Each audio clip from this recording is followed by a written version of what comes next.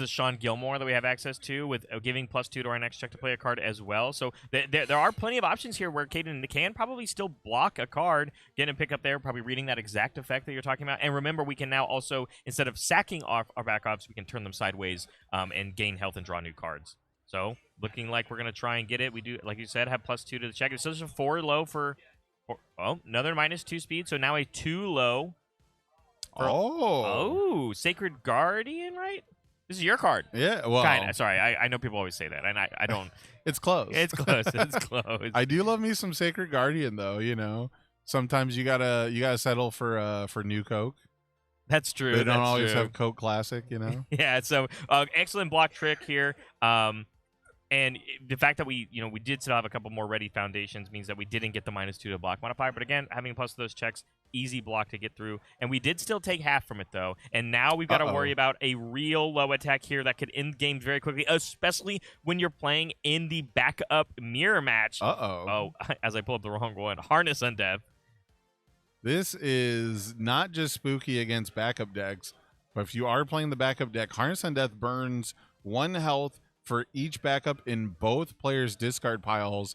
And, typically Zeke Yeager Warchief, he's down to sack those backups throughout the game. We only saw him sacrifice the 1, but I'm very curious what the total burn count actually is, because I bet it's above 10 already. And remember, Blitz, you can sacrifice one of your own to give it Echo, which I don't believe we did, because I think we still have all 5 of these backups that we started with. He might be counting it. It would be a little strange to me that we don't, considering we have the 2 momentum. Yeah, exactly. And I don't know what you would spend it on, but echoing something on a 6 doesn't feel particularly great.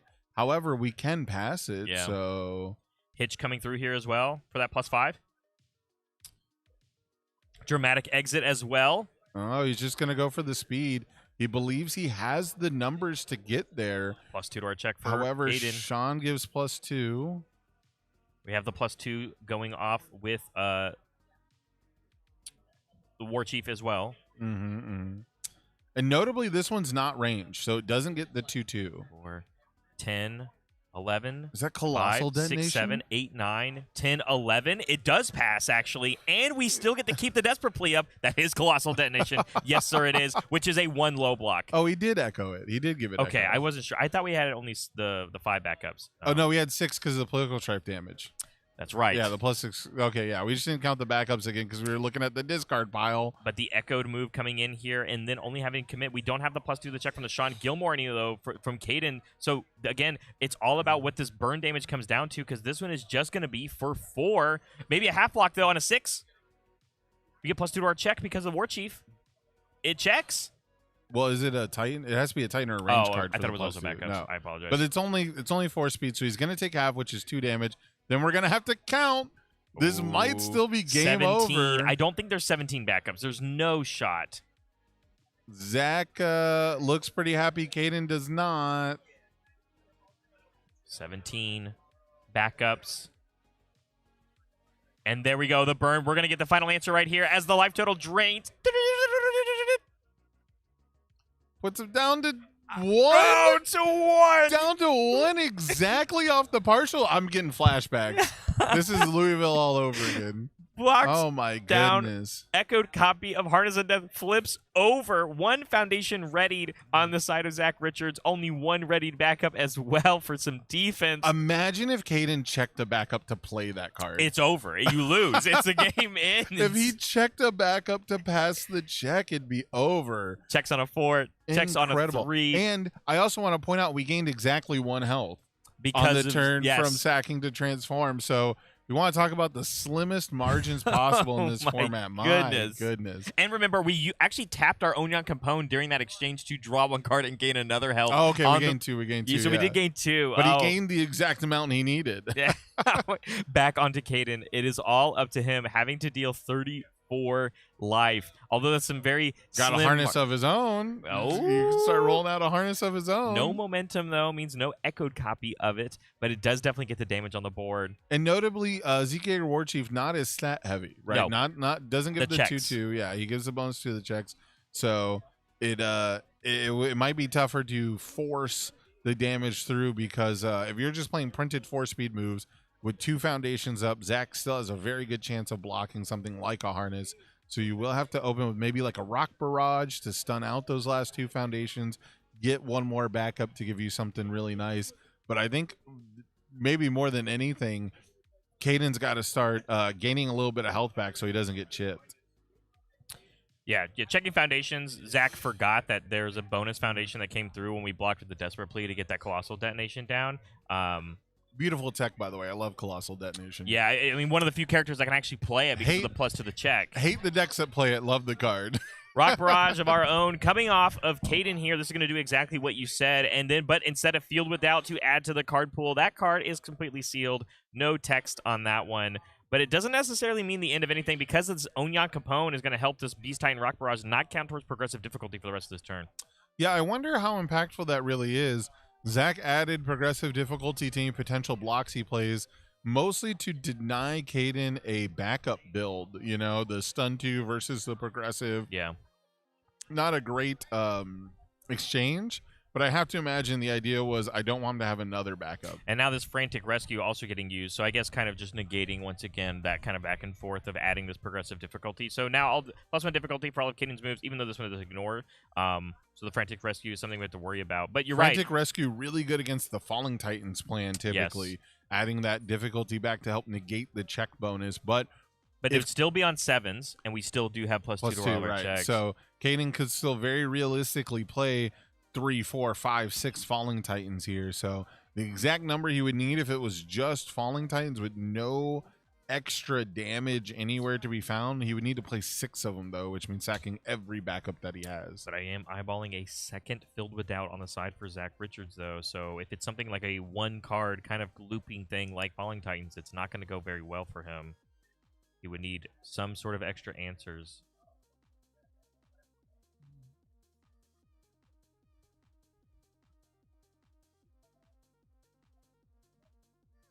So there might be a dispute on some number somewhere. Zach's got the pen in hand. Talking about something. Yeah, it looks like he's communicating with a judge because I don't think Caden is. Oh, there he goes. Okay, Caden wasn't really like responding to him, so both players just trying to make sure that they get everything straight, that they're on the same page. Probably talking about the difficulty of cards. Again, Yeah. that was the interaction again, even though the thing ignores. So yeah, Falling Titans is going to be here on a 7. It does check a 7, though, because of that. And now we have to see if there's a response. There it is. There's that second Filled with Doubt on a 3, and it does check. You got him with the double doubt. Double doubt. Filled with so much doubt in this game. But the doubt right now is that Caden going to have to find another way to get through 31 more life. Yeah. This is pretty tough for Caden. He is very much on the rain-slicked precipice of death. Also going to go for the block here on it. It is a high block with Hitch, and it does pass. Completely tapped out. 1 card in Zach Richards' hand. 3 cards in the card pool. Anything that Caden wants to play will connect. The question is, what can we do? Whoa! Beast Titan attacks. On a 9? 7, 8, 9 because of the plus, but we did check a 7. Yeah, he's got to commit one more because of the frantic. There we go. Yeah, Beast Titan attacks here. Remember, we can give this throw, but I guess you don't really know if you have to. But if we want to put more backups in our discard pile for something like a Harness on Death of our own, that is probably something you would want to do. Remember, this one also shifts down at the end of the turn. Yeah, we are going to commit what looks like a Fighter Jets to draw a card and gain a health. Yeah, it looks like it's going to connect. 8 damage straight to the face. Yeah, I was going to say no Sean Gilmore, no Inspiring Song for the bonus to the check, so almost certainly no follow-up after that. But having the Beast Titan in your stage does represent a relative clock to Zach. So while Zach is clearly in the lead, he's got everything going for him. He's pretty much where he wants to be outside of actually having won the game already. If he completely bricks here, I don't know what he does. But that's the hardest part. You do get +1 hand size when you're on this backside, but we do have the ability to discard backups. Yeah, definitely not a brick, but we have the ability to discard the backups to pick up those attacks, but we have to get to the enhanced step to do so. Exactly. Yeah, once you actually enter the enhanced step, it's nearly impossible for a deck designed like this to brick, with the right ratios and things. I was about to mention Zach forgetting to ready all the backups. Those are probably going to be mildly important to this kill turn. And a kill turn, I have to imagine it's going to be because Beast Titan's Rock Barrage is going to get a targeted commit here and stun 2. So going to deal with half the resources that Caden has left. Selectively committing the loyalty makes sense. That's a massive amount of damage reduction based off of the backups that you have. And Deadlock. He's going to discard a backup to go get another Rock Barrage. Barrage. And this is something you don't see very often. You don't actually see many people survive the Beast Titan transform turn. Yeah. You know, once you see the Beast Titan like readied up, like it is incredible. It's the kind of thing that makes you go, wow, how is no one playing the deck, right? How is there only like 1 or 2 people playing it? I guess I don't know if I talked with you this weekend, but I've talked to Tito about it. But I do think that there's a world, we're in this era of course, like we just got the bans and erratas for Reiner Braun on the errata and also the Team Hero one. I think if there's any time for backup decks to come back as in a kind of resurgence, it is kind of now, because I think enough people have forgotten about or not teching against it, and people were playing some incremental backup hate to stop Reiner from transforming quicker, more so now than ever. But if people are playing less backup hate, you can just get away with playing decks like this. Yeah, the which is crazy because Rodan is the most represented deck here, and he's typically a huge Animus shot enjoyer. So if the meta read was that people are not packing backup hate, that sounds a little crazy to me. But at the same time, you know, a lot of these tournaments are about bracketology. Yeah, I don't think enough people talk about, you know, the Swiss run for a lot of characters. I think Rodan was also one of the most represented decks in Vegas. And our Swiss champ said he played like none of them. Yeah. You know, I thought I could dodge Rodans and I played 3 of them. Yeah. You know, and then in Chicago, I think it was Wub didn't have to play against the Titan of Terror until top cuts. You know, so there's a lot of stuff that while they could be winning these matchups anyways, don't get me wrong, I'm not saying that they wouldn't have won. I'm just saying that when you have a deck that you're like super afraid of, and I've experienced this a lot where I tech for it and then you never play against it, you know? It was on a 7, checks an 8, or 6. Yeah, because we did Sean.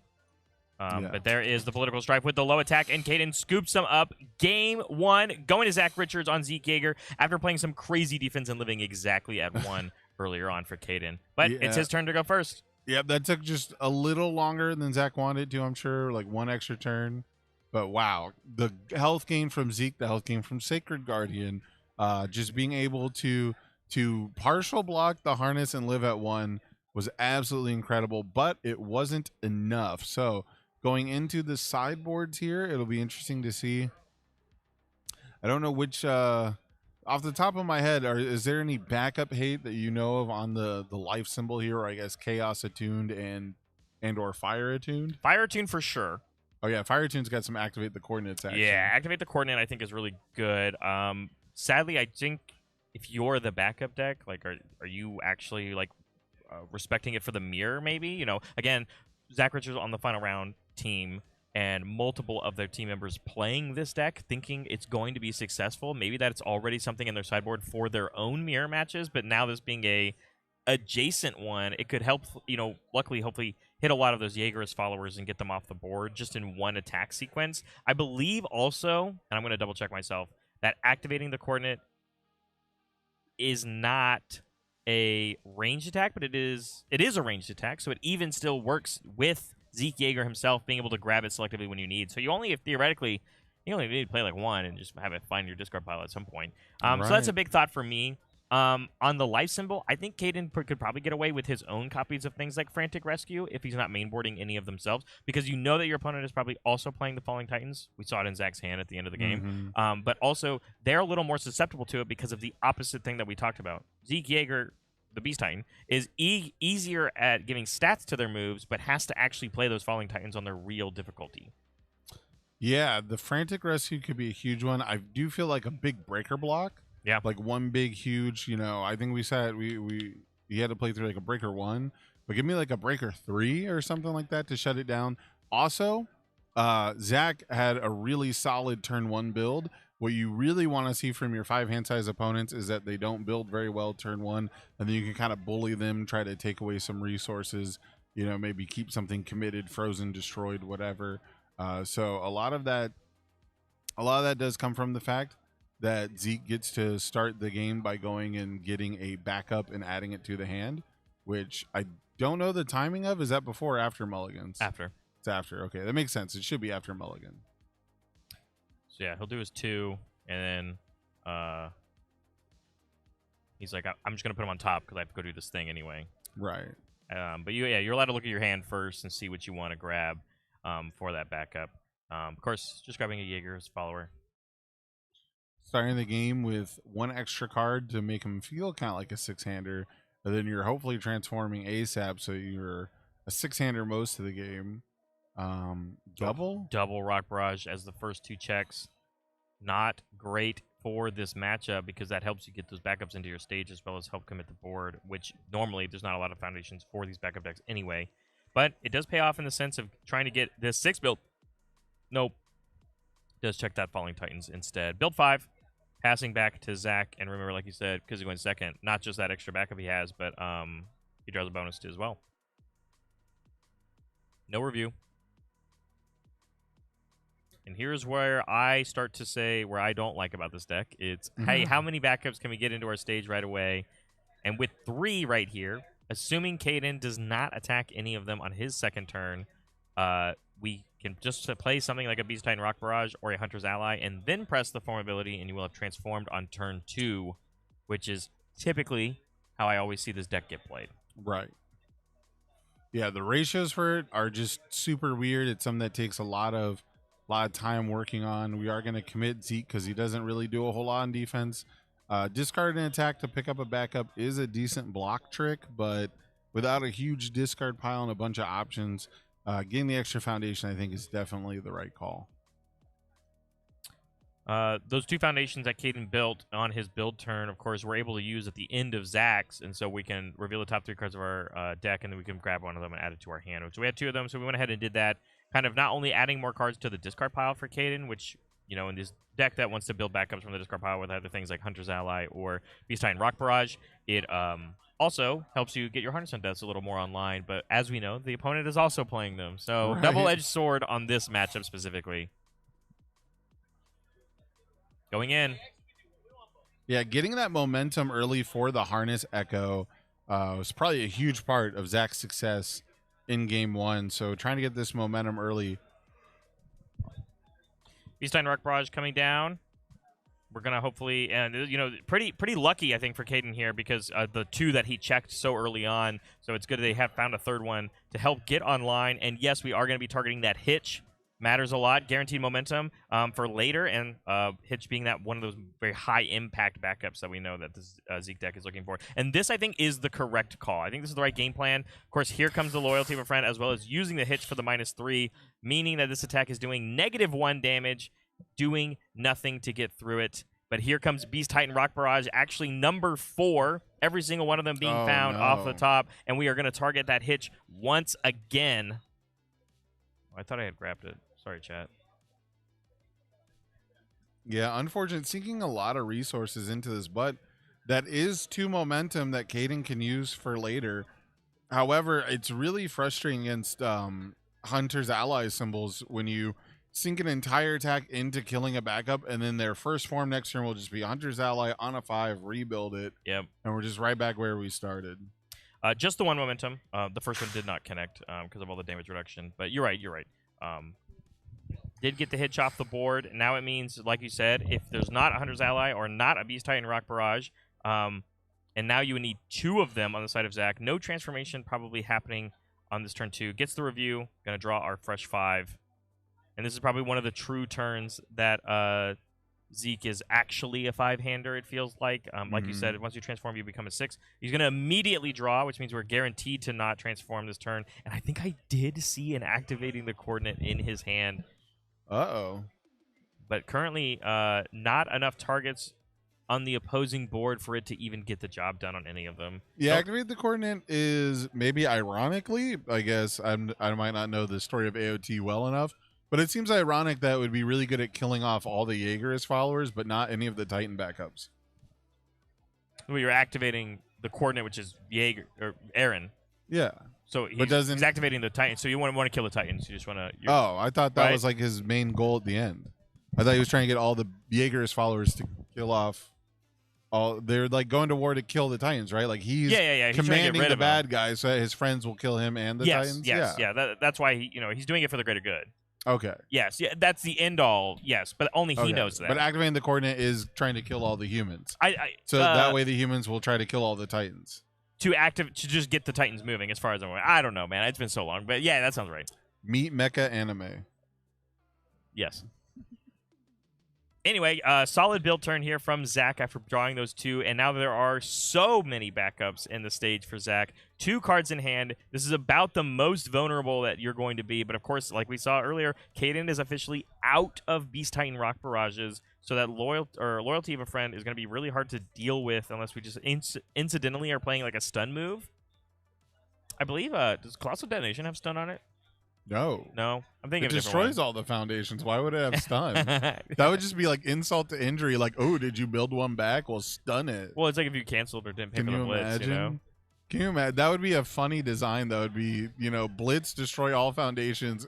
It's stun 3. It's just, Deadlock stun 3. That would of be course, hilarious, yes. Yeah, add the deadlock on it. Put deadlock stun 3 on a destroy all foundations card. Print that. Caden in the tank here, trying to decide what to do. Triple inspiring song. I think Caden's avenue this game is probably going to be leaning on something like Harness on Death. And I do want to clarify. You did see one in his hand, or did you not? Or were we just saying a hypothetical? Hypothetical. Okay. Hypothetical. I wasn't sure if we were actually playing it or not. So when it comes to commentary, usually you just speculate and then it happens anyways. So. Sometimes the players today at least have been pretty good about me seeing their hands. So I thought you just actually saw it. But it looks like it's just going to be another build turn here from Caden, which is scary. Oh, there we go. We checked it. Now we know. So this is the scary turn, like you're talking about. Not only is that going to transform into the side of the Beast Titan that gives extra stats to your moves, but we are actually going to be drawing 7 cards here. Woo! My goodness. That's more than his actual hand size. Correct. On both sides. Yes. He's drawing more cards than he can possibly draw at the start of a turn. But like you said, this is also a small stage, though. So can we actually do anything with all these cards? Well, this is actually what I think I would love to see when you're playing the deck going second. Is yes, you're trying to transform so quickly, and then you take all these cards that you just drew, and you make your stage massive. You challenge your opponent to do anything about it. Luckily, we do know that Caden does have something to do about it with that Colossal Detonation. So you don't want to go too wide, at least foundation-wise. And luckily, Colossal Detonation does not touch the backups.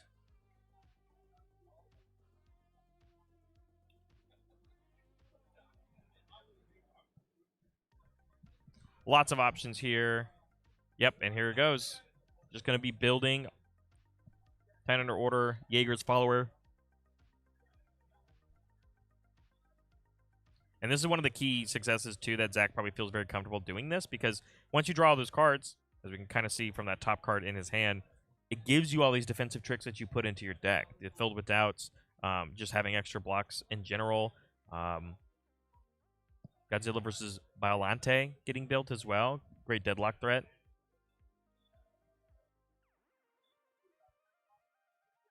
Another syndicate target. Gonna get the casual turn 3 build 7. Which you can easily do. for That just might have been all the cards that he drew off of the actual Zeke ability. But yeah, build 4 more foundations, over doubling that count of your stage. And then now the amount of backups in stage is actually making me believe that Harness on Death is going to deal even significantly less damage this game, because all of them are on board now instead of in the discard pile.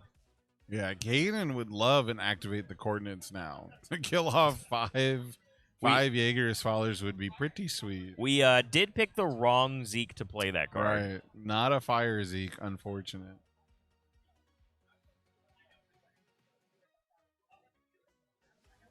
What do we do? Do you think this is a hard field to navigate? Again, I'm over here thinking that this is so rough because all of the Beast Titan Rock Barrages are gone. So clearly the play is to You the clearly. play is to play any poke, flip 3 What? this is a great poke. We're gonna flip 3 inspiring songs. We're then gonna use Colossal Detonation to destroy all the foundations. Then we're gonna use the Zeke once per turn to pass the Harness Undeath check, After it. which then kills Zach once he has no foundations left. Am I? Oh, okay. I was gonna say, but wait, doesn't? As I look up Colossal Detonation. Okay, yeah, I was right. Yeah, it's only foundations, so all these backups are still gonna be there. Yeah, the backups will be there, but he can't block. That's the important yeah, part. you 100% can't block, but like hitch for damage reduction, minus speed for all these. I mean, you say actually, can't the block. Jaegerist followers give minus speed. You're right. Actually, they give what, -2 each? Every single one gives -2 right now. Yeah, actually. So -10 speed for your 10 speed Colossal Detonation. Never right? mind. He can actually block. I'm capping. 8 speed Colossal Detonation. I've never seen a backup deck block in my life, so. I actually think it's pretty common. I think that's actually what led to the success of Wub when he did win with War Chief in Louisville. Was that he was actually blocking instead of just DRing with Titans under orders and a hitch and stuff? Yeah. Maybe. Normally, well he was playing War Chief. He didn't have hitches, right? He had loyalties. But normally, the backup strategy that everyone thinks of it's is damage reduction so you can protect the backups. correct, yes. Like loyalty of a friend, things like that. Yeah, the Titans under orders. But he blocked. Plus the check helps, But yes, this Beast Titan Rock Barrage did get filled with doubt and also blocked by the loyalty of a friend from hand. Which I believe has Bricker 1.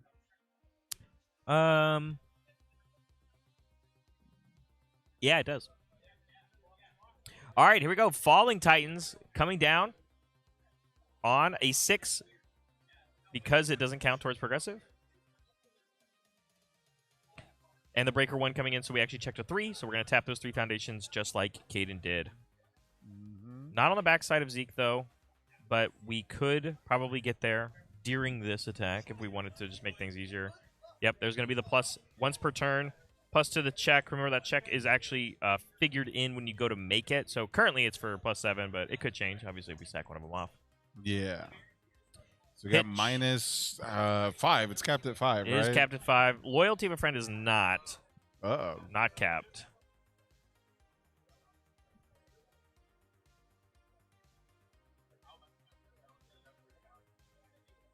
Falling Titans. And there it is. We're going to use the Falling Titan effect. After it resolves, we're going to sack off a backup and then pick it back up. And then straight into another one on a 7, but we had +7, so guaranteed to pass, of course. Falling Titans number 2. Fighter jets going through.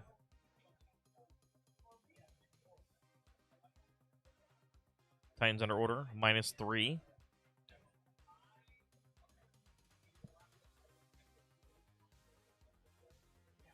It's going to take 1 billion of these to get through. 33 more life. And they can still be blocked, of course, right?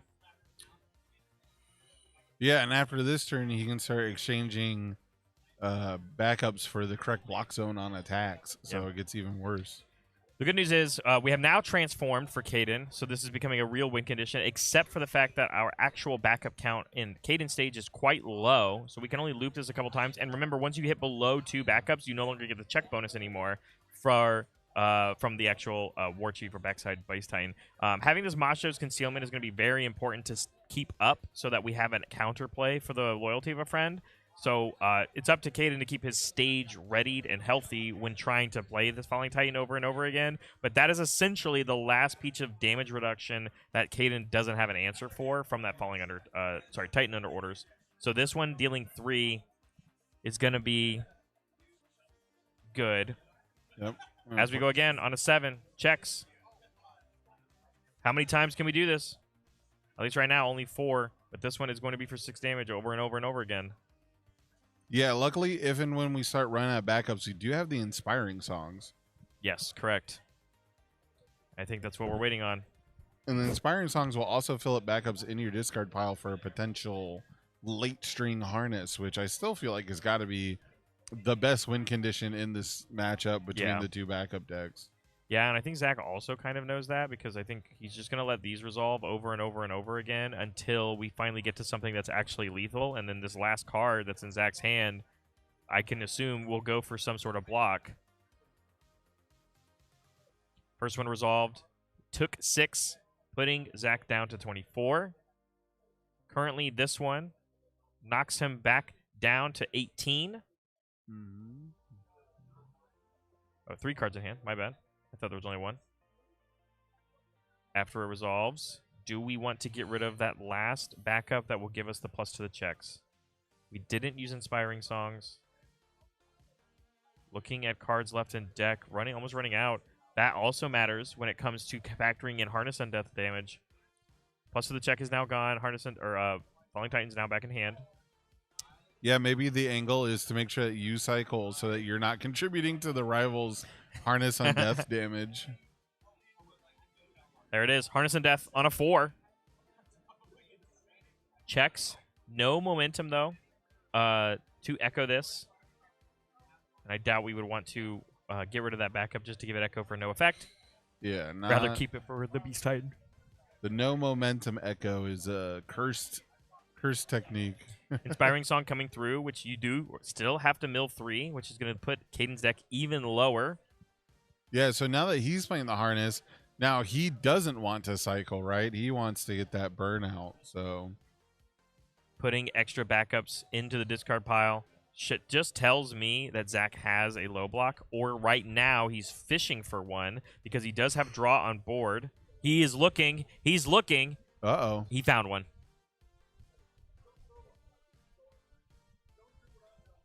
Found. Yeah, no more Macho to cancel the draw because we canceled the damage reduction. That's right. But we have enough cards with the infinity symbol. It makes sense that we're allowed to down draw right here. Boom. Low block added to hand.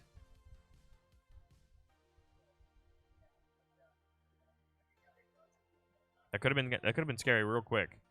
Fighter it was jets for a minute there. yeah, fighter jets coming through for minus speed. Too low. Sorry, everybody. I'm so entrenched in the game. I'm not even harness and death. But I'm gonna leave the Falling Titan up because I would imagine that's what would be coming next. But it's time for second Harness. Second Harness. I would wonder how many we're playing because we did check one earlier. So third Harness. 4 cards ready. +1 of the check because of the Inspiring Song. Falling Titan would be on a 7. We only get +1. 18 more to go. On a 7. Okay. Checks a 6. 1 for 7. That's another 6 damage that Zach is ultimately going to take. 3 cards in the pool. Only has access to a -2 speed. 3 ready foundations. Have to cycle.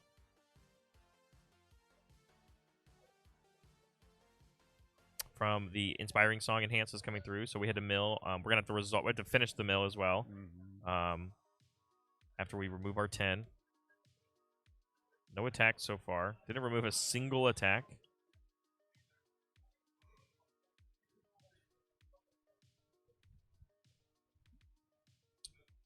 Yep, checking the remove from game pile there. And now we have to 2 mill more for cost. Yeah, 2 more for the mill. And now we have +1 to our check still for Caden. Only 1 more backup, though. So currently this Falling Titans, and if you played it again, is only 12. You need to find 6 more. Which even now, like the Harness and Death would still be able to do it, you know, because I think there's just enough. On a 6/7, checks a 4.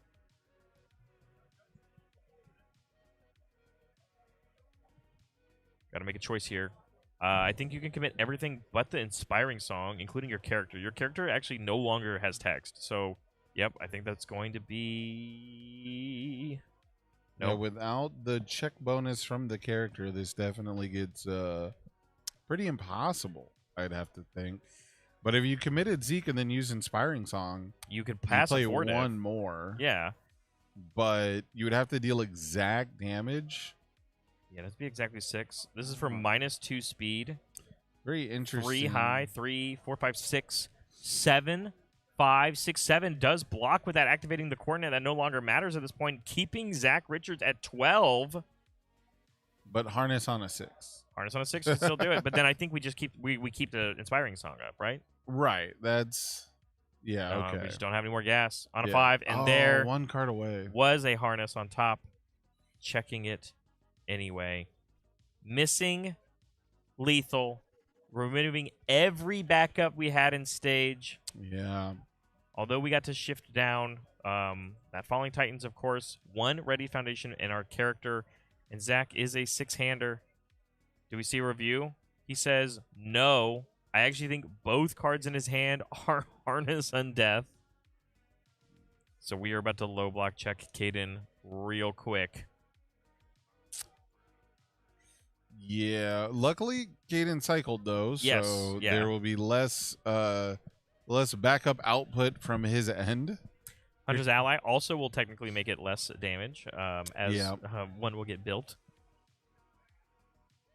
But so far, the tools are in place for Zach to take this down in a 2-0. Yep, getting that Genghis Frog out, plus Yeah. 3 damage to everything is certainly going to help. Plus the 2-2, of course. Going to just... Or no, pitch our back up. We're going to go pick up a ranged attack.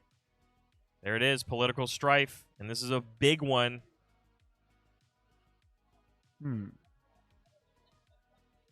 We did not first enhance, though, on the Onya Capone, which is fine. So we're going to go ahead and just look at the top cards of our deck with each of these Jaegerists. Make sure that we're checking well. Goes for the block. Plus 1 high block. This is on a 7. And it is a Titan, so... But we don't have 2 don't have backups on our enough, stage, so no, you do yeah. have to tap 2. Yeah. And there it is. Hunter's Ally number 2. No more frogs, though. That one's unique. More Jaegerists. There they are. Political Strife. This is going to be one massive political message. Currently for 10 damage.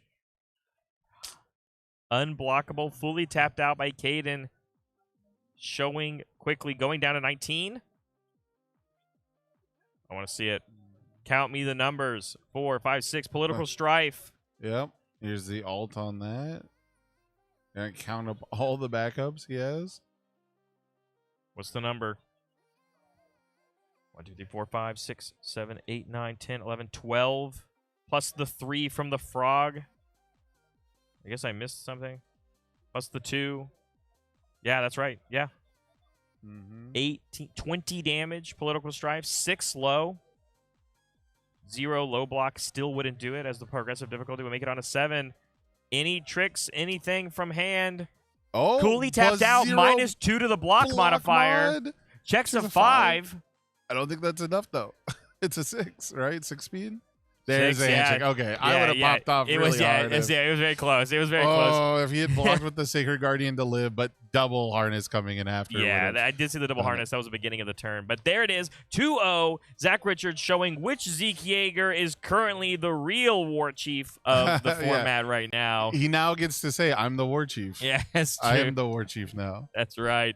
2-0 fashion. Incredible defense, though. Of course, going down to 1 for Caden all the way in that first game and almost trying to get to lethal on that second one. But Zach using the card advantage that comes with It's that way first. too much. It's Way too so much many cards. He So drew many cards. 7. He's going to make me play this deck. He drew No, 7 no, cards. no. We have a firm stance on this deck, Sam. I need 1 ally here, okay? No, but it's making sense now. I mean, there's a lot of allies in this deck. You can play this deck and you have so many allies. Yeah. It's got a Hunter's Ally in it, Barrett. I do like that one. It's starting to make sense. I do wonder again, a lot of the narrative was just hit the backups, and a lot of people have been contesting that today on social media that Yeah. you can't just hit the backups to deal with this deck. And I wonder if that would have ever really been possible, but it didn't look like Caden really got that chance. No, and even in that game, too, Mm-hmm. he did take down the hitch, but it took 2 whole attacks to do so. And then it just comes right back with Hunter's Ally. Yeah. It just comes right back. You have to have the right tools, I think, to do it, but I do think it is an option. Or, just have backup hate in general. But that's going to be it here for that game. We do have some post-match stuff to go over. Tam's going to set up an interview, so we're going to go ahead and take that top 16 snapshot of our tournament right now. So we looked at this after round 3, which was the beginning of round 3. This is now the snapshot for the beginning of this round. So, of course, Gotcha, we're gonna see the one that we just grabbed, which was at table 4, Zach Richards versus Caden. But you can take a look at some of the other decks that are doing well. We've got Midoriya on the move, sitting at table 1 versus Angress. Peak Finger sitting up there as well. Anything that kind of sticks out to you? Most of these are a lot of decks that were popular this time last year. Yeah. These are all decks that were popular, or most of them were decks that were popular last year, fell off maybe through like Worlds season, you know. Even Mitchell Chimino was like really popular last year and then was, you know, the winner for the last regional. Pony got the errata last year and is coming back. So it's very weird. It feels like I'm just back in Louisville. The humidity is 110%. The weather is off the chart. So yeah, seeing a King Ghidorah 3-headed monster this high up is a little surprising to me. I felt like that character was like a local championship all-star. But again, we see the revival of Emperor of the Cosmos just 2 tables behind it being played by Alexa V. So which we saw her play it yesterday and play incredible defense. And I hope it's actually probably maybe going to work out for her against this aggressive deck that we just saw. My favorite thing I'm seeing here is Zach B at table 10. We have a different Zach playing Benny Maru, which has been my personal favorite character, I think, this year to play. Playing him on all 3 symbols is super, super fun. I'm really interested. I'll have to track down that deck because I heard George Zhang had a really spicy Benny Maru deck yesterday. Yep. And I would love to know if it's the same one that Zach is playing or if there's a different build out there. But something to leave the people with, of course, is if we take a look over at table 12, is that a potentially undefeated Fresh Cut Grass I see playing against the Buffalo Regional winner of last year against Constantine on Hero's Hope? Just something to keep in mind. Table 12 undefeated? Maybe. I don't know. It's only this is the beginning 4. of round 4. Remember that. So only 3 rounds where they could potentially be knocked in. But, of course, Armored All Might, I'll bring up Ryan Levine coming up here at table 11, only because of the high representation that it has in the tournament, and this is the only one up here so far. King of the Monsters is back. King of the Monsters is making it. Saw it yesterday. We got the Pony Cabal eliminating each other, potentially. Which also happened last round, actually. They might have, I don't know, they might have decided to draw and try to play it out, but Pony players are not built like that. But speaking of built like that, we've got an interview ready on deck with Tam, joined by the winner of that round, Zach Richards. And welcome back. Round 4? Round 4. After the lunch break, a bit of an internal struggle. We had Zeke versus Zeke. Zach, every time I'm in the Final Round Discord. Yep. Every time that you post about this list, the whole Final Round team. Yep. I roll my eyes. Yep. Incredible showing. Truly proving me wrong. Tell me, why did you bring Zeke to this event? It's very fun to play. And that is a high requirement for my day to be a good day. I think the deck is incredibly well positioned in the format. You have a lot of 80-20 matchups, and your bad to medium matchups are 55-45. So I just think it's well positioned and it's fun.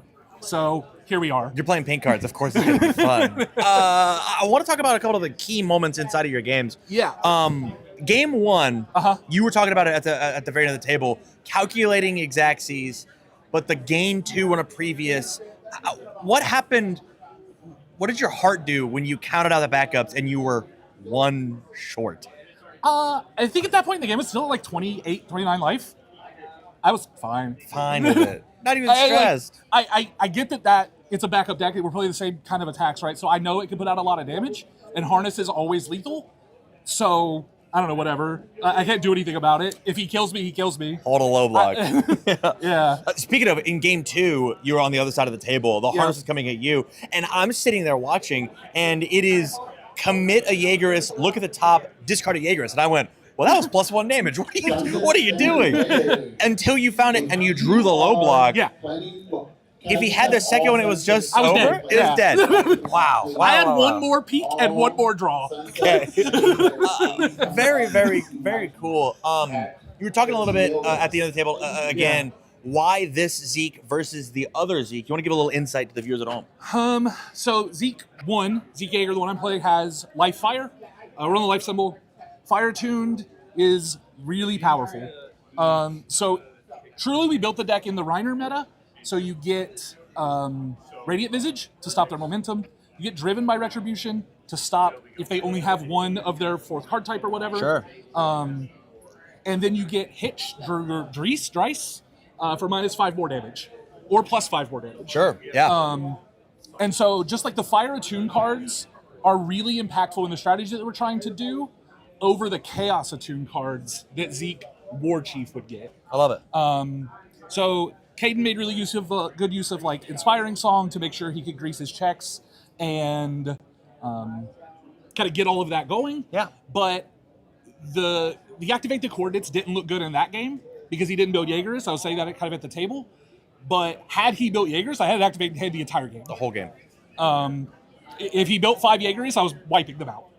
That's awesome. So I just really like Fire Attune in the meta, in the format, and the tools it gives this specific deck are really powerful. Well, before we get you out of here, any shout-outs you want to give? Shout out to OF Team Final Round. We got a lot of people here, a lot of people playing this deck with a couple of variations. A mini cabal, you could say. Shout out to the judge staff, a lot of my friends on the judge staff. Shout out to the chain of events that led me to playing this deck. Derek from CWC was playing it at an LC and did well, and I liked it. Derek stole it from Aiden at Worlds. Yeah. So thank you, Aiden. And yeah, thanks everybody. It's a great time. All right. With that, we're going to throw it back to our casters to give a couple final announcements, and then we will move on to round number 5. Thanks, Sam. Jeez, man.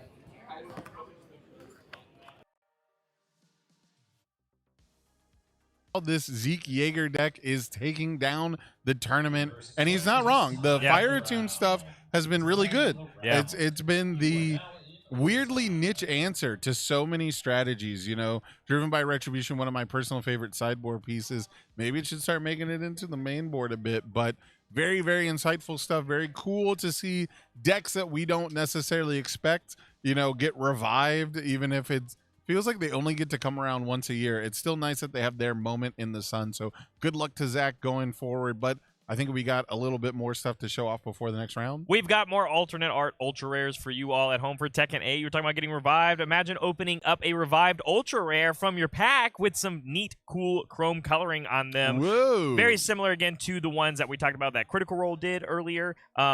It's just sort of like hue shift to the color identities of these characters. So we've got the 90-watt Peacemaker Knuckle and Death by Degrees and the Cursed Blade Yoshimitsu.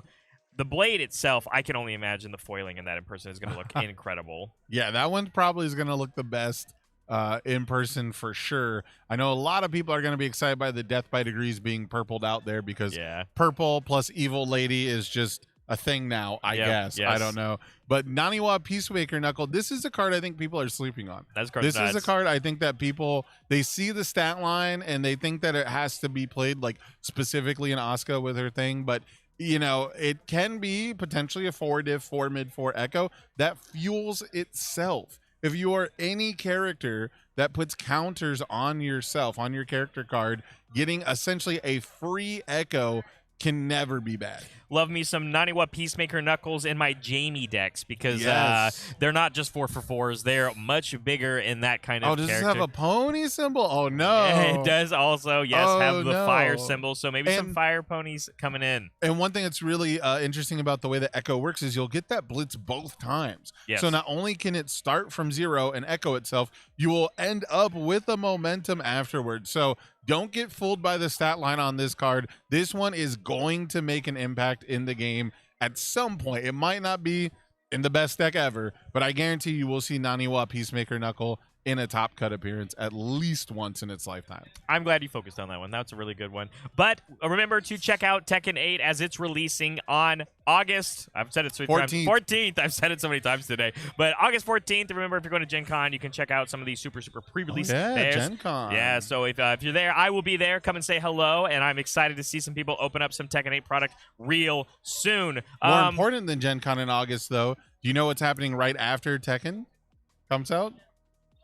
More important than Gen Con. More important than Gen Con. Yeah. It's going to be my birthday. So if you want to send me Tekken 8 booster boxes for my birthday, they will make a great present. So 1 week after Tekken, you know, it doesn't have to be a pre-release, pre-order or nothing, but you guys can just send it to my P.O. box. I'll put it on stream later. You guys can Just send me all the Tekken you want. I've got a better birthday present for you. How about some round 4 LC action? Round 4 is probably better than my birthday. That you can also check out because you've got some more stuff and fun and exciting tournaments for you to go in and win and play for more Tekken cards. Yes. So we want to check those out. I mean, I thought I vamped long enough, but Brian is not. I thought it doesn't exist. Never mind. But yeah, round 4 LCs are going to be happening, obviously, after this round 3 tournament. So don't worry about it right now. We'll have it later. It's for later. Don't worry about it. It's for later. It's me and Tito will cover it. It Is. next round. I reread it. So that is on me. But with that, we're going to go away to a short break. We've got round 5 action coming to you soon, so don't go anywhere.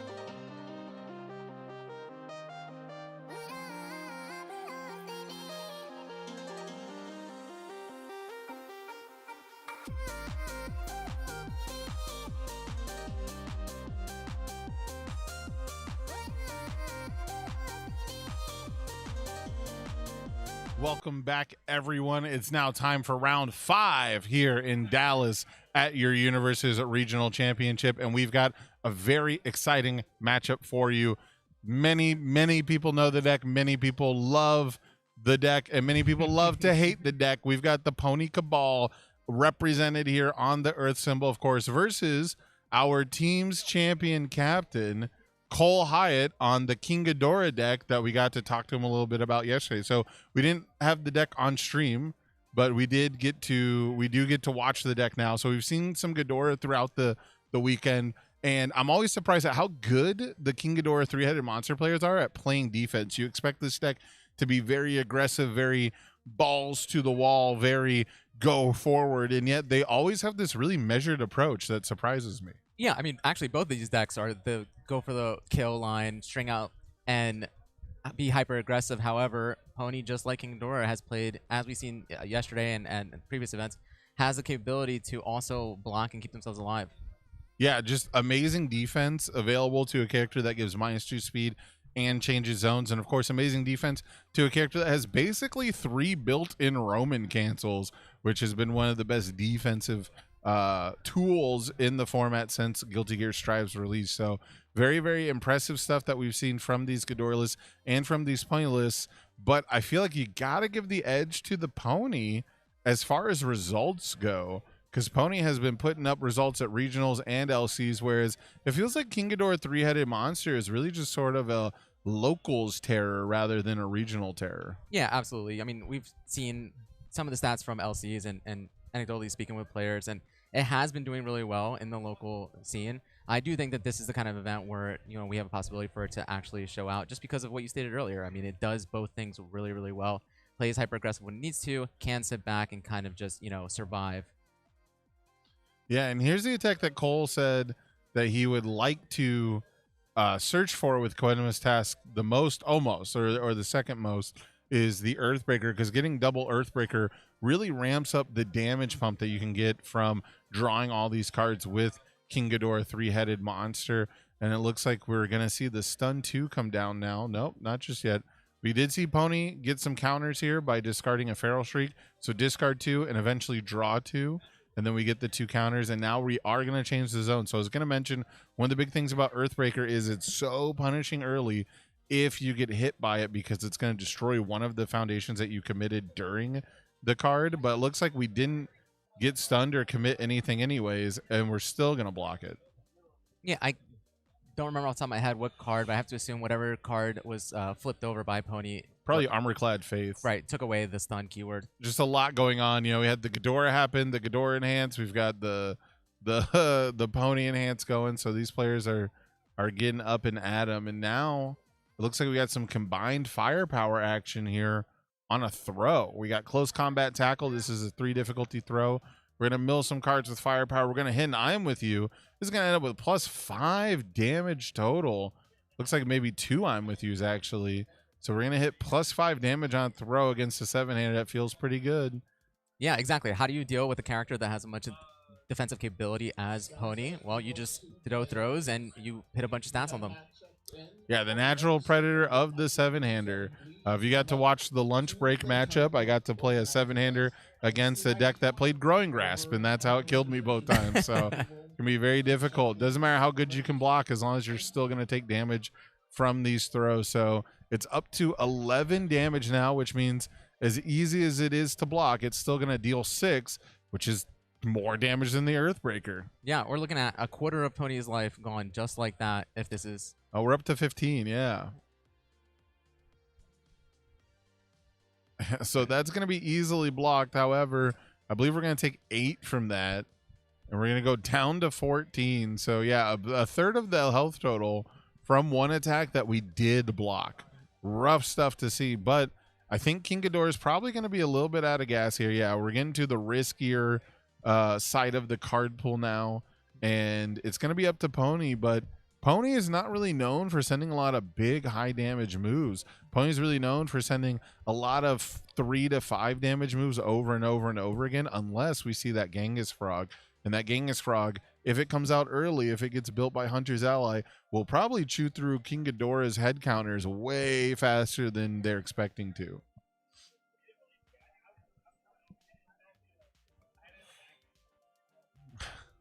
And it looks like we have Cole's name as a bit of a typo. It says Cade H. We'll get that fixed. That should be Cole H for Cole Hyatt. Team Cole, again, are your team's champions from yesterday, walking around with the big gold belts. But Electric Moth coming in for Pony. This is almost an honorary Pony attack. We're seeing it a lot in a lot of different aggressive decks nowadays, but Pony was really the first one who was down to trade the stat pumping meta for the card draw meta. And now we're going to get the Hunter's Ally on a 6. You don't typically see this one on a 6. Yeah, but it's worth it for that frog. Yeah, I was going to say, as you predicted, the Hunter's Ally coming in, building that frog, now able to pit the stats on these attacks that Pony was missing otherwise. Yep, and we're going to see the Pony Enhanced discard 2. A Wish Heart's going to go away, which means we're going to draw 2. We're up to 6 counters, and I imagine we're going to cash in half of them to clear this card pool and ready one of our foundations, because we do have a nifty little response that after we clear our card pool, we get to flip and ready a foundation. So very, very good synergy here, doing some of the most powerful things you can do in the game. In UniVersus, clearing your card pool is like super ramp, and readying foundations is, you know, a ephemeral style of ramp. So very, very impressive stuff. Looks like we did get that head counter, but it is McQueen. Another Queen of the Monsters coming out, going to clear that Hunter's Ally again, giving another foundation so that Pony can continue to string this along and dealing with the progressive. It's going to be another head counter. So I like the fact that Cole is using these head counters early, recognizing that 10 damage is probably the highest amount that Pony is really going to put out. Oh, and checking a 2 on the lethal slash. We can pay for it, but it would commit all of our foundations that are left. However, when lethal slash resolves, you will get to remove it from the card pool and potentially keep going. And that is the question that all Pony players have to ask themselves multiple times a turn. Can I go again? Yeah, after committing all the way out, if he was to choose that, I just don't know if he has enough gas. I don't know if the payoff is worth it. Yeah, 23 through a head counter is still pretty rough. And if you don't commit to killing the Ghidorah, he's very, very, very good at back swinging. And now World's Weakest Hunter is going to come down, and that's going to draw us potentially a lot of cards if we can deal damage. We do have a momentum to get the EX off. You can potentially get +2 speed from King Ghidorah. So I wouldn't be surprised if this ends up as a 10 speed move, forcing Pony to use some counters to fight back. Yeah, we do see the -1 horn counter with counters versus counters here. You got the -1 horn counter for -2 speed, and now we have the EX3, put it back up to 6. This is going to be a block on an 8, and it's a good thing we did not commit all of our foundations last turn. Now we have the Chivalrous Charge coming in. Yeah, Chivalrous Charge is a nasty one. I don't like cards that say my rival gets to draw a card, but that's only if they have no cards left in hand. Otherwise, this is a very solid 3 low for 7. Very well statted attack. We're going to get the speed here from Ghidorah. It's a 5 low for 7 currently. Very punishing, very difficult for Pony to block.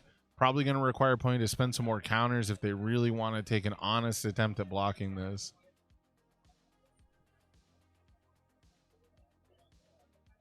Looks like Cole has decided to stack his next check, make sure he guarantees a 6 check.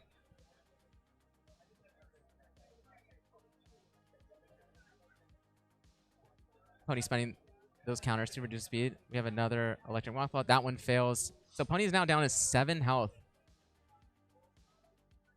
Yeah, any attack will do it at this point, and Try Gravity Beam is one of the best. Battle holds the answer is going to be the 6 check off the top, and Pony will scoop it up. Try Gravity Beam, one of the best kill conditions ever printed. Yeah. I was talking to some people earlier today. You know, I don't think that in Retro they ever printed an attack, especially one that didn't get banned, that was as good as Queen of the Monsters, which was pretty shocking to a lot of people because Retro has some really high quality cards, but typically those are in the foundations, not attack slots. You know, the attack quality is so high, but Try Gravity Beam is also up there. Try Gravity Beam is a historically good card. Yeah, especially when your opponent only has 1 card left in their hand. Yeah, we saw the stun matter. We've seen the rip the hand matter. We've seen the +1 block mod matter. So Very, very potent stuff. Going into the sideboard here, I have to imagine Pony might pull out some throw hate. The close combat tackles definitely set them up to be feeling the pressure. You know, set them up to be under the gun. That one attack alone ended up being a third of Pony's health. It only took 2 more after that, especially with a character like King Ghidorah. Yeah, so I would expect some Mikasa defeats the female Titans coming in. Maybe what's the other Earth one? Earth definitely has like definitely has a different throw hate that I'm thinking of. Fire Attuned also has a foundation that might be underrated. We might start seeing some play, which is just E flip -2 speed. This attack loses throw.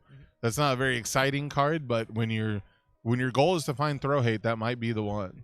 I mean, you know, we use what is given to us. Right, and that one I believe checks a 5, whereas Mikasa defeats a female Titan checks a 4. So if it's explicitly throw hate you want, while Mikasa defeats the female Titan is a much more versatile card, you know, having the just throw hate on a 5 check might be the choice. And besides throw hate, I think this is a situation where Pony is just going to have to come out and just be faster than this King Ghidorah was. Yeah, and you know, it in a matchup like this, if we are considering these both aggro decks, right, definitely who goes first will tell you the tempo most of the time. Especially considering that on turn 2, Pony was able to take 2 out of the 3 heads out right away. Yeah, if Pony had just been able to, I think, start the turn with the Hunter's Ally rather than playing it on a 6, I think they would have probably ended up going for it. You know, one extra resource fighting through. We saw the double Electric Moth, which means even if their hand wasn't good, they were definitely going to find some cards that are. So I definitely think they would have gone for it if they had just that one more resource or just a slightly better sequence. And a lot of zeros here trying to get that early build, and it doesn't work out. Just a 4 build, just the guaranteed amount that we get. Yeah, including a Final Wars, which is going to give that extra damage that for both sides. So if that last game was over in 10-ish minutes, this one could be just as fast, if not faster. Yep, and meeting the 4 build with King Ghidorah, but you know, much lower difficulty. Both players playing a lot of zeros here, actually. 2-1-0-0 versus 1-0-0-0, and we're gonna see what Pony can do. I do think it's really interesting that there are 2 tough skins on the side of Pony, basically just offsetting 2 attack Final Wars. Right. Playing the frog on a 5. Oh, that makes sense. All right. Hitting the queen. Playing a queen, hitting the queen. We'll be able to build in that frog. Yep, frog's going to come down. We got +1 damage from Final Wars, +3 from the frog. This is going to be an 11 damage queen. And we're going to discard Wish Hard and a Foundation to draw 2 and get 2 Pony counters. Sorry, horn count. I'm just going to call them Pony counters. It's fine. It's easier if I don't have to go between head counters and horn counters, and they both start with H. Mm-hmm. They are, right now, Ghidorah counters and Pony counters. Perfect. All right, this is currently 4 high for 7. 4 high for 11. For 11, sorry. For 11. Yeah, for 11. Yep. Looks like we're going to aim for a partial here on a 7. Going to check the 5, commit 2, and then we end up taking 6, which is not terrible, but it's definitely a lot for a partial block. I do think probably not worth using a head counter here with, you know, more than half the state, you know, 3 out of those 4 foundations turn sideways. Even if he was able to string out, I don't think he can push that much farther. Here, contemplating after checking another 3, another Queen of the Monsters on this Battle Aura release. Yeah, and our Pony player making the unfortunate classic mistake of thinking, I can't possibly check another 3. I can't possibly be back-to-back 3s. And it looks like they were back-to-back queens as well. So that's also going to mean only 1 queen left potentially in the deck to draw and go through. So if Cole's keeping track of something like that, that might be a reassuring vibe. But more than likely, they're just going to try to kill the Pony here with a relatively safe string. Looks like we're going to start out with a 3 difficulty throw, though. So that's not the typical opener you want. However, it is guaranteed to not make you commit any foundations. Yeah, and it worked so well last time. Why not go and throw it again? Oh, and here we go. We're hitting the I'm with yous again. So immediately first enhanced combined firepower. Going to get +1 from the Final Wars, too. Don't forget that. And then we are also going to get an I'm with you trigger and +1 from the firepower. This is now a 0 low for 8. We're going to get the Ghidorah damage, 0 low force. Sorry, for 11 now.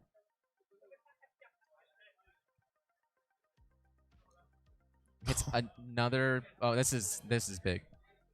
Yeah, I'm with you for 2 more, and then 3, I believe, from the combined firepower. This is a 16 damage throw. We're once again going to deal 8 on a block, which is crazy. We're dealing more damage than a vanilla queen on a blocked attack. All that for a 3 difficulty. Right? Yeah. For an attack that is what you could essentially consider free. Yep. Here's another one. Speaking of, so nice. We'll play it twice. Yep. Check the 6 on that one. Cycle a card away. Looking for the firepowers, looking for potentially more firepower. Doesn't find it. A 7 damage throw is still nothing to scoff at. No. It's Also saying, do you have the low in hand?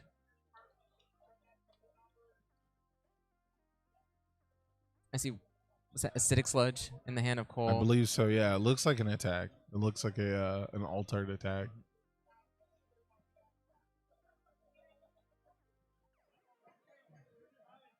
Right. So the one drawback is that these are easy to block, so it's only going to deal 4 damage instead of 7. But that puts Pony down to single digits.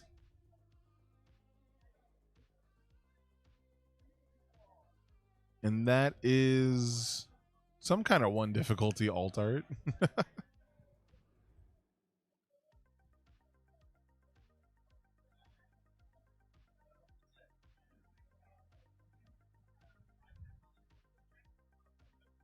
Now it's going to go back over to Pony's turn. Pony can absolutely rip through these 3 heads with the frog already out. That is not a question. However, the easiest way to do that is by chaining together Queen of the Monsters, which we know is not really going to be available to us. So unfortunately, what you might consider Pony's best play is not going to be there. But discard Wish Hard to draw 3 off Electric Moth is a great way to get things going.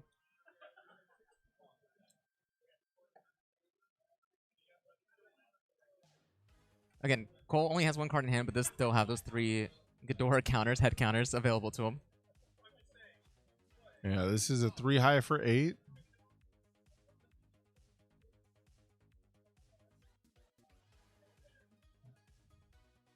Cole choosing to take this one as well and not using a head counter on this one either.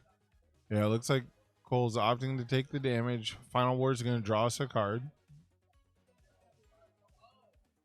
I see another Electric Moth. Here comes a Lethal Slash. Yeah, Lethal Slash. On a 5, we are going to have to commit 2 foundations, but that's okay because this is going to leave our card pool after it resolves, and we're going to get the Pony clear. So we should end up with a completely pristine card pool after this, and we're going to get to ready a Mother's Embrace. So this should be a pretty nice turn considering that we checked a 3. It's not going to punish us that much. So again, we are running into the problem of, besides the Final War, there is no damage pump being put on these moves. So it is going to take a lot to get through those heads. Right. Yeah, getting rid of the frog from before looks like it was potentially the play. Normally it doesn't feel that good because they just play Hunter's Ally and bring it right back. Yep. As you stated, as you say it, here comes the Hunter's Ally. I've killed a lot of Mondo geckos and a lot of Genghis frogs in my life, and it's just not. It's like a risk you have to take. Like, you look at your hand and you're like, okay, well, if I deal 5 damage to him, it doesn't matter, right? So I'll deal 5 damage to the frog, and it takes 2 attacks to do that, and then they just play Hunter's Ally and bring it right back, and you're like, well, it's a good thing I attacked twice for no value except the momentum I got. Again, at least Cole does still have those 3 head counters. Yeah, this time we've been a little bit more conservative because we didn't have the frog out so soon, but we're getting to the health total where no matter what, Cole's gonna have to start using them.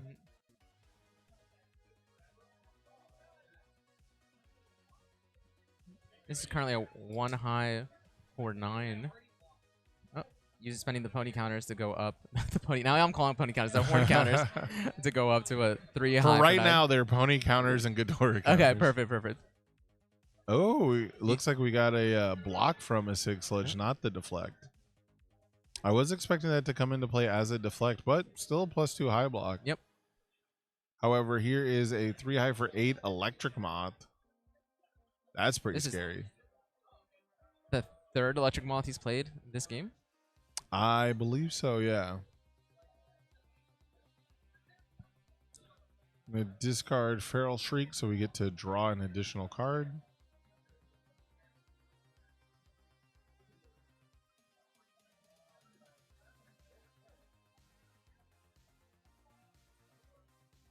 Looks like we're thinking about our next move. I mean, at this point, realistically, he has to throw another, 4 attacks? Yeah. Because you got to go through the... 3 heads. Yeah, so we just spent 1, so we're down to 11. So 2 more head counters and then deal 5, which with Frog out, that's anything. All right, deciding just to build out instead. Yeah, Pony not finding the gas in all of those cards is pretty shocking, to be honest. I can understand where you might be limited by your stage, but it looks like we're not even drawing cards that can attempt to get us there. But here's Dumbfounded, which is a pretty big bump to all the aggro-attuned, Earth-attuned aggro decks. Yeah, just having that consistency of a build, knowing that you're always going to be able to check it. It's the new zero diff. Yeah, yes. Oh, opening Trigrav. Now that's spooky. Now, in a deck like Ghidorah, that just might mean that this is the only attack that they drew. But typically, when you see an opening Tri-Gravity Beam, that means they also have another Tri-Gravity Beam to end with. And Pony being at 9 health does not have a lot of wiggle room. I don't think I see any more attacks in Cole's hand.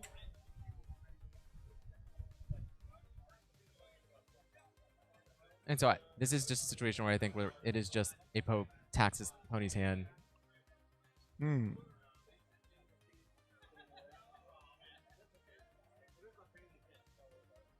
a 4 mid for 8. Spending those counters, give it to change it to a low. Blocks the low guard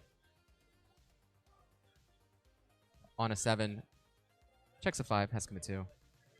And then we're just going to see a build out from here. Yeah, so not able to capitalize. A little more back and forth than you're expecting from these two decks. Both of them in lots of danger. Yes. I mean, Cole only having 2 head counters now. So now we're looking at 3 attacks at the very minimum. Right. And of course, But Cole also has a pretty decent stage, and we talked about how a lot of these Ghidorah players have turned out to be really solid defensively. Uh-oh. Scanlan's hand on the form. Discard a momentum. You get to commit any card in the rival stage, and committing Ghidorah is a big deal. So now Ghidorah is going to be forced to block as much as possible, which there's only 2 cards in hand.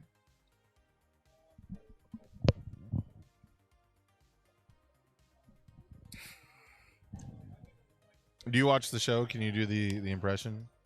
no, You do the Sam Riegel? I cannot. The Skeleton! yeah, I have watched. I have watched the show. Yeah. However, I watched the first season. I didn't realize that there was like another one that came out right after I watched it, which is like crazy timing.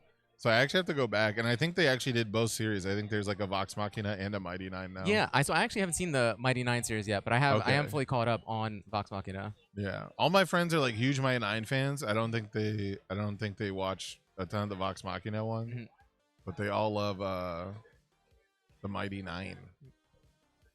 And I think that makes sense. I think it was the second one where they really were like in their flow, you know. They had like things to reference and work with. Pony cycling here though, as we get our first attack, which is Lethal Slash. However, Lethal Slash is the second card played, so we should be able to clear it after it resolves here. And this is going to be a 3 high for 8 with the Final Wars and the Genghis Frog.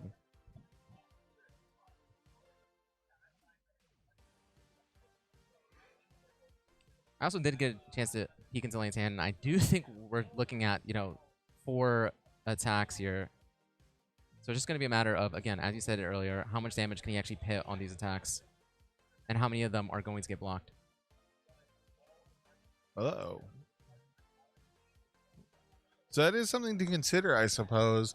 We can continue to use mid blocks with combined firepower if we have ways to remove cards for cost to trigger it. But I don't know how much that's going to matter without Ghidorah. Ghidorah is typically the enabler for that.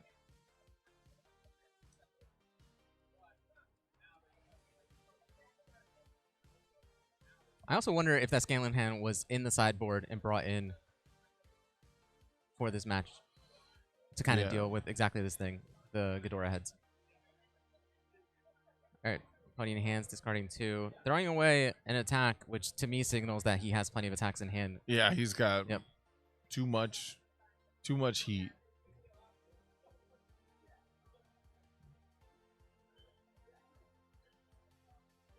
Okay, looks like we're gonna partial this one. And the battle or release is gonna cause the scoop up. So we are gonna get a game 3. I wasn't expecting us to get one. When Pony went down to 9 health, I really thought Cole was gonna have an easy 2-0 in this round, but we are gonna get a game 3. However, Ghidorah going first, similar to game 1, almost certainly gonna be able to set the tone, set the pace, and I'm really impressed at how well this Ghidorah deck has been performing over the weekend. Yeah, I was with you. I thought for sure that going down to 9 health and then passing back over that Cole was going to get this one and lock it up. But 5-hander's doing 5-hander things, only drawing 1 attack. Yep, you got to get the party started somehow. And that is not a party starter.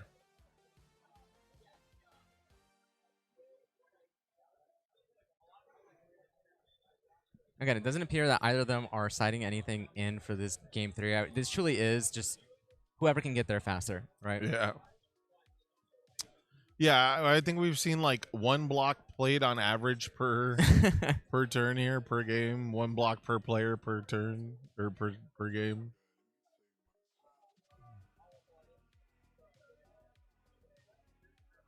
I guess Cole did block. He did partial twice, but I was not gonna do it at that health total.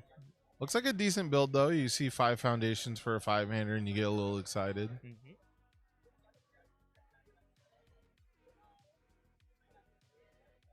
And one of those being battle holds the answer. Mm-hmm.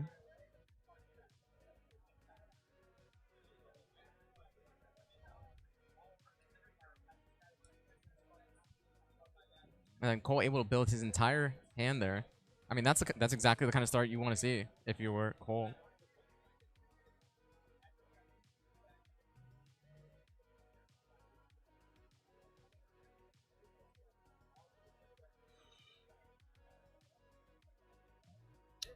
Pony deliberating highly on what to build. Thinking about which zones to hold the block with. Thinking about which cards to discard to generate Pony counters.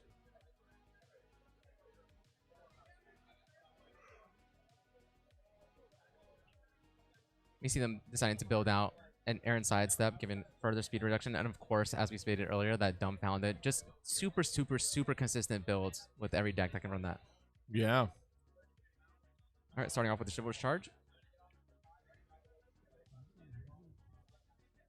Check to 3, but it's okay. Battle holds the answer is playable while committed.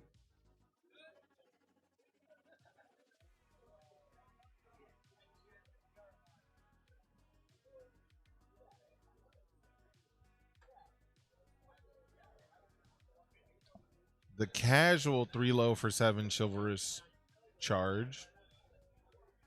Then we're going to cycle away a foundation, give this 2 speed. So 5 low for 7.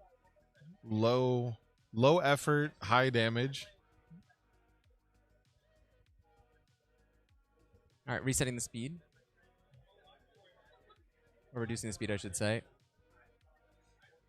And it is completely blocked, so that Aaron sidestep is going to allow him to draw a card. Playing the world's weakest hunter on a 5, checks the 3. Again, not the end of the world when we have battle holds the answer. Right. If and when we really need to pass that check. Also, looking at Cole's hand, I don't think there's any more attacks, so you just have to kind of follow up with this. Hope this hits. and hope you're able to Draw draw some more. Mhm. Although, again, here seeing Lane throw away a perfectly good mid block. I'm assuming he has another one in hand.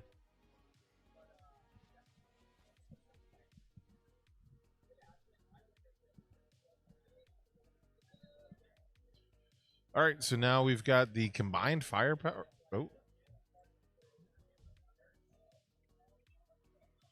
We've got a combined firepower, it looks like, in the card pool. And it does appear that he did have another mid block in hand.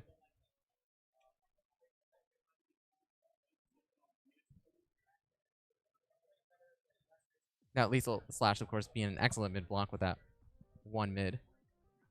So we're getting a little flickering on the screen. It's a little tough to keep up with the action.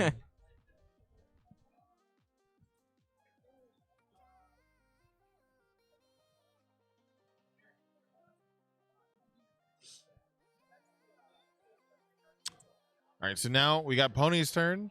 Got Hunter's ally building in the Genghis Frog. Got the +3 damage to everything. Gonna chew up them Ghidorah head counters much quicker.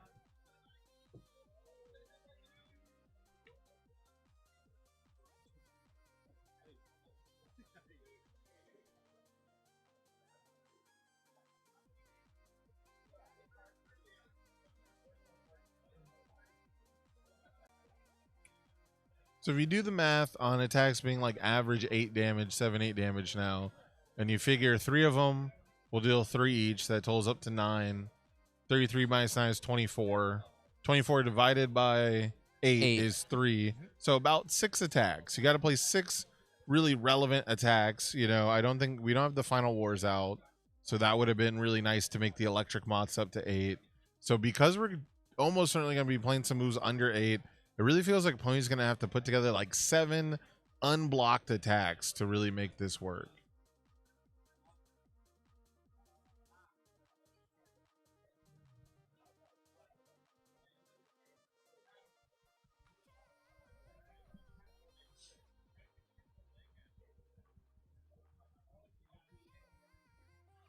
Now it looks like we've got a little deliberation on what to discard for Electric Moth.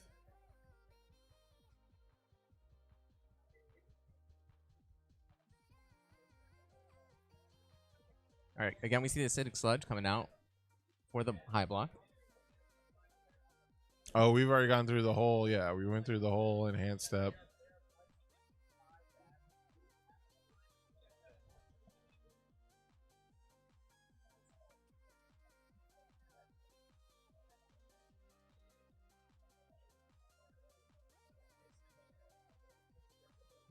Solid build from Pony here, though. Repairing that stage when fully committed out, but getting a good build afterwards.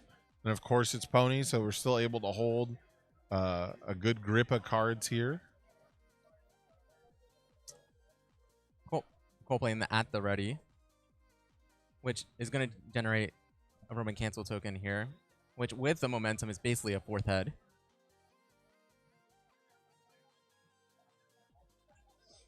Yeah, essentially, like we talked about at the very beginning of the match, having these 3 built-in Roman cancels.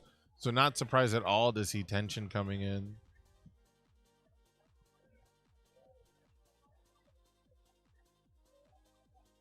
Yeah, Lane spending those counters to reduce the speed.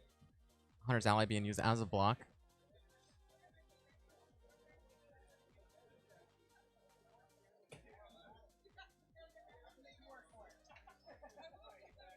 And we see that close combat tackle that we've seen in games 1 and 2.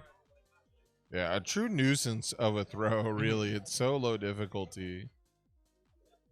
It just feels like free damage the rival can send at you. And then I believe Cole just drew, and I believe he drew a World's Weakest Hunter. So once again,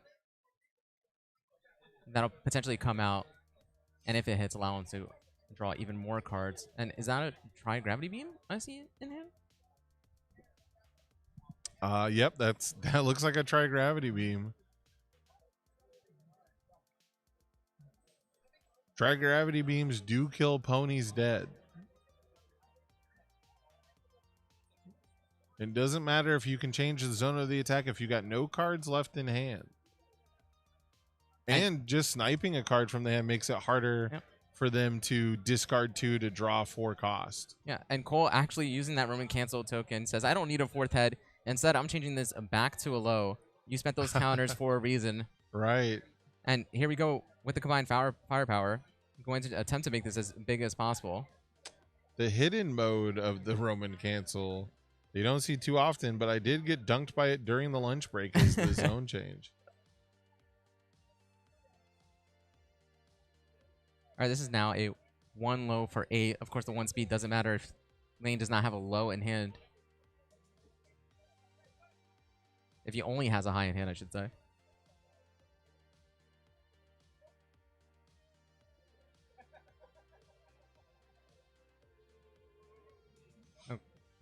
Okay, choosing to block with that lethal slash, which is a 1 mid.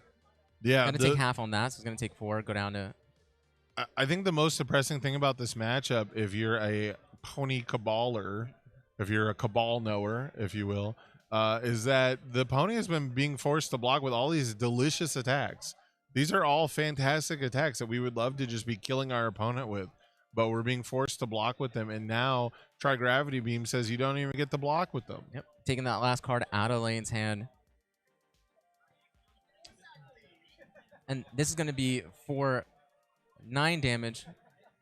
And then, oh, it's going to be for even more potentially. Even more. Oh, choosing to well, because we're just going to Ghidorah away, respond, get another card in hand, which we're throwing an attack away, which means we're pretty confident that this one gets to lethal damage.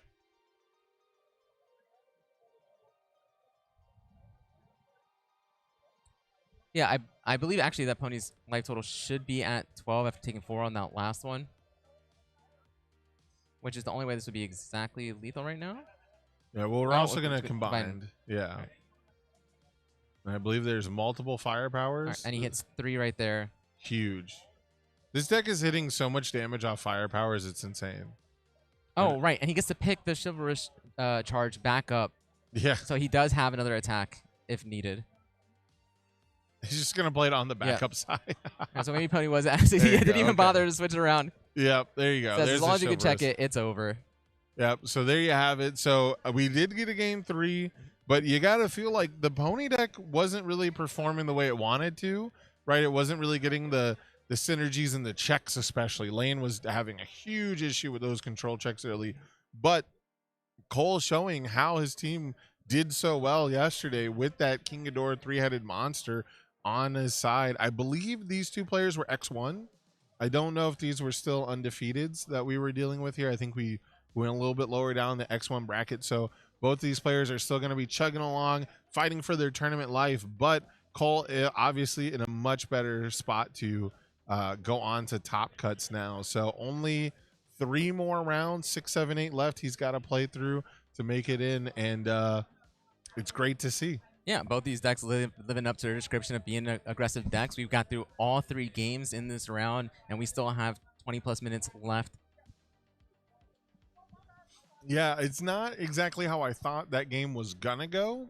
I thought there was definitely gonna be a lot more long strings. I thought Pony was gonna be able to block a bit more, but those foundations were committed on lane side basically the whole game. You know, seeing a ready foundation on lane side probably meant that he just used Mother's Embrace to ready it. So pretty unfortunate. Just the sequencing of having to play the Hunter's Ally on a 6 to be able to get the Genghis Frog where you need it to be very, very unfortunate. But there's some other Pony players out there. There's the rest of the Cabal that's out in force today. Yes, so we'll be able to check on that in a little bit. But I think we are going to have an interview set up with the winner very soon. But as of right now, what do you want to see for the rest of the match? Is there a deck that you haven't seen yet that you'd like to see that you know is in the tournament? Yeah, I'd like to see that Keyleth deck. You know, I remember you mentioned earlier on this stream, I heard talking to Barrett about kind of the George playing the Benimaru deck yesterday. I'd like to see that deck as well. I know there's one registered here. I would love to see that deck. And George is on the the Keelan deck, and I know that whenever he brings a deck to one of these events, that he brings the sauce, and it's gonna be something a little bit spicy. So I was gonna say a year ago in, I guess it was Louisville or whenever I last played in a regional last year, when I played Hanji, I played against Keelan, and I was very surprised. Like there was some schmooze, you know, that people don't expect. So George Zhang, always a very fantastic deck builder, but I believe our interview is ready to go. Almost. All right.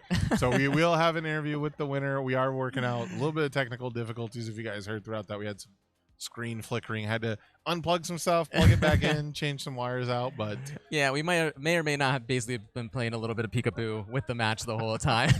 That's basically what it was. And yeah, so, hopefully it was uninterrupted for the people at home. That's what we care about the Yes, most. So of you course, guys of get to course. watch it.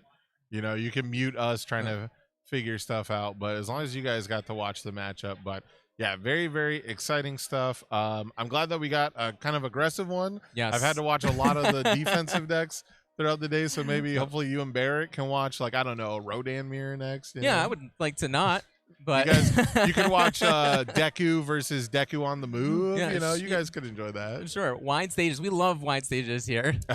Yeah. Yeah, All right. I think we're ready for our interview, so I'm going to throw it over to Tam.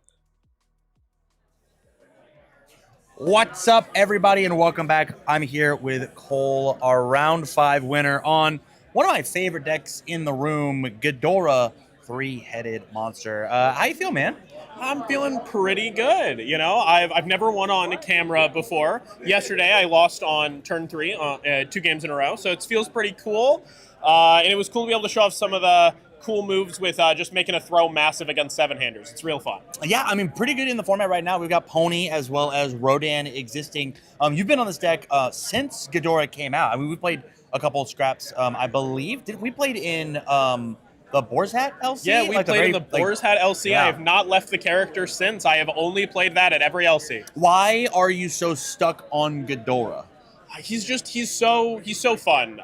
I love being 5-handers. I like being really hard to kill on turn 2, turn 3, and that's what he does really well. You know, with those head counters, and he just feel like doesn't feel like he falls apart. You know, the same as other characters do, and he gets such good card selection. Right, item menu, his character, he sees every card he wants. Yeah, you say 5-hander, but there is like the world's biggest asterisk there, right? It is sometimes it feels like it's the 5 best cards you could possibly ask for. I even saw like there was one turn that you played that like you opened with an attack, had 4 foundations, and you just went fishing. You didn't find the attack, but it's totally possible that you change this 1 attack opening hand into 5 attacks and just kill Pony. And so like this character, if played with enough hours, enough reps, you get a kind of feel of what's going on and really push your luck in our battle blackjack game. Oh yeah. We didn't. I didn't get to do it too much in that round. But one of my favorite moves is using acidic sludges to stack more acidic sludges in 6 checks over and over until you run out of momentum, and then you just get to firepower whatever the last one is as much as you want. And it just swings. That's incredible. Congratulations on the win, man. Any shout outs I can give you before we head back to the casters? I just want to shout out my whole team at home. No Mushake. Sorry you guys couldn't make it out, but thanks everyone who's watching me play. I know you guys were all cheering me on in the Discord. I love it. With that, we're going to head back to the casters, rock a couple of more announcements as we head on to round number 6. Don't go anywhere. Thanks for watching. I can bring us back in. All right, congratulations again to Cole. Aura farming with the team's belt from yesterday. I love to see it. You asked me what I'm excited to see. Why don't we take a look over at the top 16 snapshot up until this point, and so then you can tell me what from this remaining that you're excited to see. That is a great idea. That'll give me a field of characters to pull from, because realistically, I talked about last round with Barrett. I am excited to see the Benimaru. That's a character that I have been hooked on for a while. But if he's not still on this page, there is one here, but it's a different player. So we had Zach before on the Benimaru. Now we've got Carson on the representation here. That Keyleth deck is at table 8. You might get to see it. So that would be super, super exciting. I know people love to see variety. They love to see something they've never seen before. So we can skip over Jet and Justin, and we can skip over Andrew Porat and Gavin. People have seen them before. No, I mean, I agree. I mean, you know, we have still the people that we thought would be at these top 16 tables and the characters we thought would be at the top 16 tables with Rodan, with Anguirus, with Mitch, you know, with Pony. I also see that Virgil over there. I'd love to take a look at that match and see something different, you know, see what kind of spice people are bringing at this high of a level at this late into the tournament. Yeah, we do see our previous regional winner, Justin Martin, still hanging up in top tables with that Pumat Soul, and Jacob Johnson playing himself at table 6. I do want to point out, Zach Richards talked about in his winner's interview, he saw Derek's Beast Titan, Zeke Yeager Beast Titan deck, and was started to pick it up and play it. And Derek is only a couple tables behind at table 9. So the progenitor of the deck also doing really well. So maybe it's just a good meta for Zeke Yeager Beast Titan, but he's going to have to go through Nathan DeWalt, which is a long time, very successful defensive control player, very good at blocking. Rodan definitely in his wheelhouse. And so I felt like Nathan DeWalt is kind of overdue for a minute here, but at the same time, once they took Momo away from him, I don't know if the magic was ever quite the same. Jordan Lemons at table 11 playing Bridget. We got some Bridget. If you're down in Dallas, you always got to get some brisket. So it's great to see Bridget doing well. But against Krista Lenz is a always like a weird sleeper pick. It always comes out of nowhere. There was a period of time of like 2.5 weeks where I think everybody was really, really high on Krista, and I thought we were going to see a ton of Krista, and then just didn't really make an impact. And it's only ever like 2 people, right? Yeah. And so, I mean, listen, honestly, I'm excited to see any of these matchups coming up, and we still have 3 more rounds left. In the meantime, I would love to take a look at some more alternate arts. Alternate arts are beautiful in Tekken. They have these wonderful, like shiny color gradient. Very, very excited for this. Here's a character that I know a lot of people I personally know love Lydia. I know a couple of Lydia mains, and so seeing Lydia make it onto mandate order is very, very cool. Enhanced remove regenerative attack to sprinted speed, damage, and now zone. So we now have a super duper reset on a 2/6, and it looks wonderful as well. And of course, Twist Reality, has an amazing treatment here. Yeah, I mean, we're losing that Eden box at next rotation, and mandate order kind of taking the place in the form of a foundation. And then last, we've got this Radiant Pegasus bomb. I mean, they're gonna lose their head. Yeah, the Radiant Pegasus bomb is almost certainly looking to be the most played card out of Tekken 8. It's the card that people have brewed the most around. It seems to have the most potential out of any of the Rage Art attacks, and it's no secret why. Repeatable card pool, repeatedly build cards down. They do come down committed, so it's not quite like Queen powerful, but at the same time clearing that card pool over and over and over again. Maybe they should have given this one the air symbol, but I digress. Yeah, also still well statted at a 4/6 and a 1 mid block. I mean, I love this card, especially as a water player myself. Yeah, it looks super sick. I'm really excited for these. Seeing so many different alt arts is very exciting because it'll really give the collector something to chase, something to hunt down, and things like that. And for people like me who aren't necessarily scared about or aren't necessarily wanting to fill out a whole binder, I can definitely trade some of these alt arts to get regular versions of a card I want to play. And I've always felt like that is very, very healthy for the economic side of a competitive card game. Yes, absolutely. Some players who just want the game pieces, they love to trade like an alt art for 2 regular copies of something, things like that. So very excited that there's so many alternates on the ultra rares and things like that. So very, very excited for that. Yeah, and of course, you can get your hands on these ultra rares when Tekken releases next month, August 14th. I know we've got pre-releases coming up in a few weeks, with that super pre-release happening at Gen Con. Yep, and for today, though, the players are going to be playing for these wonderful prizes. You're going to get some Tekken cards here as your prize. You got the Impenetrable Defense, which it does what it says on the tin. One of the best defensive cards are going to be coming out in Tekken. We're going to get some regular blue ones for the participations here, and for the top 32, 16, top 8, you're going to get the blue ones. Top 4 gets a nice bronze treatment, and then your finalists will get the silver treatment, and of course your winner will get all of these plus the wonderful gold champion Impenetrable Defense. And that's almost certainly what you're going to need if you want to win this tournament today in Dallas. I mean, not to mention also they get a backup named after them and in their likeness. Well, that's the great prize. That's the grand prize. I was going to build up to that with, you got the cool play mats, which is sweet. You got the sleeves, you've got the deck box. But yeah, getting to be a backup on a card in the game is actually the sweetest prize you're going to get here at the regional. And I can't wait. We're still waiting to see the Wub, the Calvin. Yep. backup, and we're gonna have to see the Justin Martin backup. I'm really curious what the time frame of those are gonna be. I'd love it if those are out before Worlds. So Yeah. keeping my fingers crossed that those players will get to play themselves at Worlds. But we're gonna have to find out who's gonna win another one here in Dallas later. Well, tomorrow really is when we're gonna find out. But later today we're gonna find out who's gonna be vying for that in Top Cuts. Yeah, going to Worlds, just seeing Zeke playing all of the regional champions on their stage in those backup decks. Yeah. Absolutely incredible. Absolutely wonderful stuff. But we've also got round 4 LCs that you can go join in on. You can get your local play promos, support your locals. You wouldn't have anywhere to play the game without a local store, of course. Of course. So supporting your locals is really important for any scene, for any sort of really any hobby. You know, you want to support your locals. So definitely go and check out the round 4 local championships. And if you don't know where to find them, you can use the UniVersus Games Network to locate the stores, to locate these events, find out where you can play, where you can travel to. Yeah, I might have to go up to Reno. Yeah, listen, as an unbiased store owner myself, the local scene is very important to the game. So make sure to go out there and support.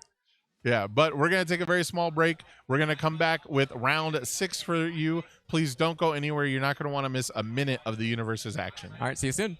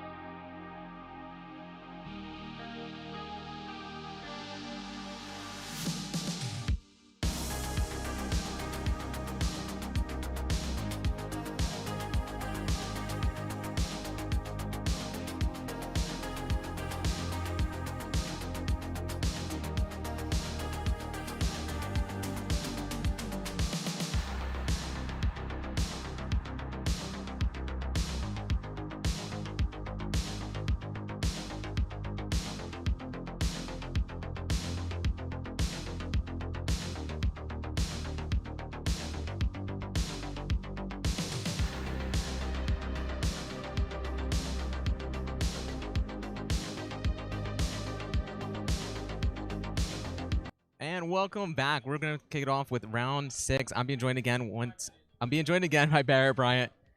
And we have, listen, ask and ye shall receive. The powers above heard my cries to watch this Keyleth deck, and we are actually going to get Keyleth on stream in this round 6 against an Anguirus. George playing that Keyleth deck, and we got Jacob on the Anguirus. And Keyleth is going to go first.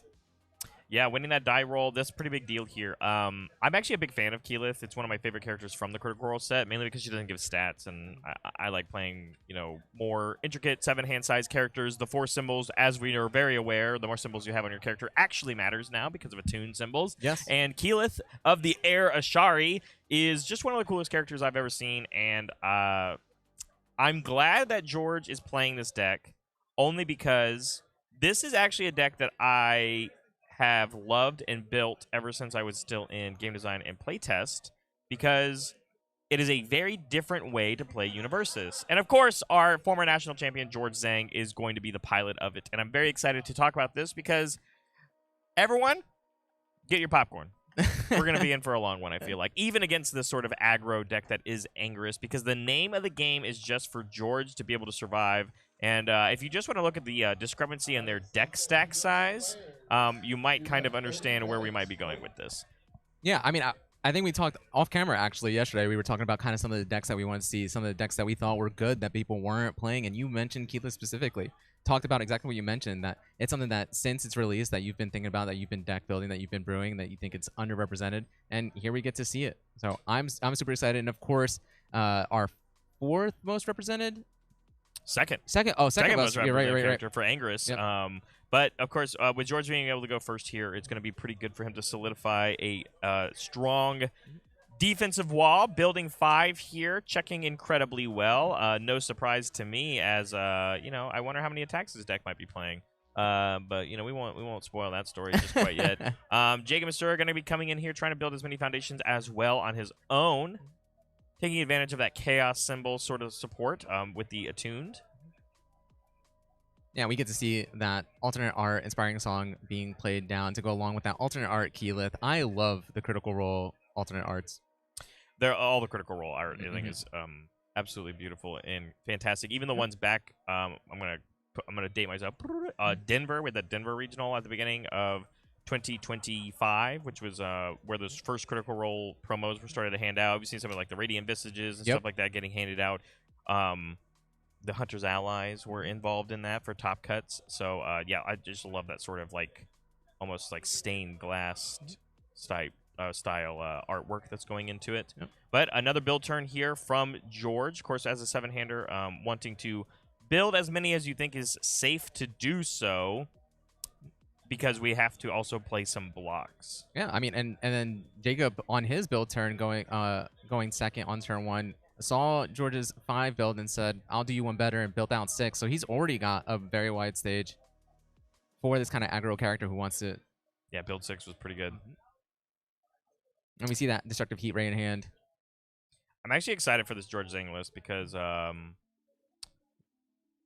as we immediately cancel with the Batra arrives. I know this is the talk of the town for a lot of people as a very annoying foundation to deal with. I would say more so back when we were still talking about Reiner. Yeah. But, it's like, I think part of the conversation can be had not just on like attack packages that players and decks can play best, but foundations that people find annoying, who can play them the best. And maybe that's why George even opted to build this deck, because Keyleth is one of the better characters for doing so. But we've got our first attack of the game being slung here. We've got our Destructive Heat Ray coming in.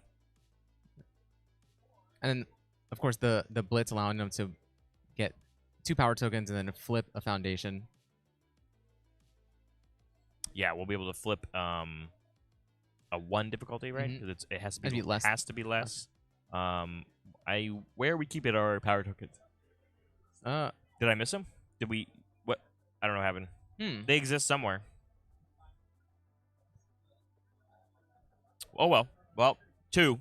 I'll keep track at home. There they are right now. Oh, okay, sweet. Yes, I assumed there was some discussion or maybe asking if he has a response on play. Gotcha. I was like, I don't know where they went, but I was gonna write it down. Yeah, you were talking about Batra arrives earlier, and it's not just the fact that it is such a powerful ability. I think what really truly makes it annoying is that it is just repeatable every turn you get to ready it back up. Yep. And it's not such a powerful that isn't a flip cost, it's just a commit cost. So if you get those built early, as George did, you have to deal with those for the rest of the game. I don't think it's a big surprise, and the reason why I think it's meaningful to talk about is because lately, in the history of UniVersus, repeatable commit effects to have over and over and over again every single term are much harder to come by in our game. Yes. There's a lot of flip, there's a lot of remove, there's a lot of sacrifice.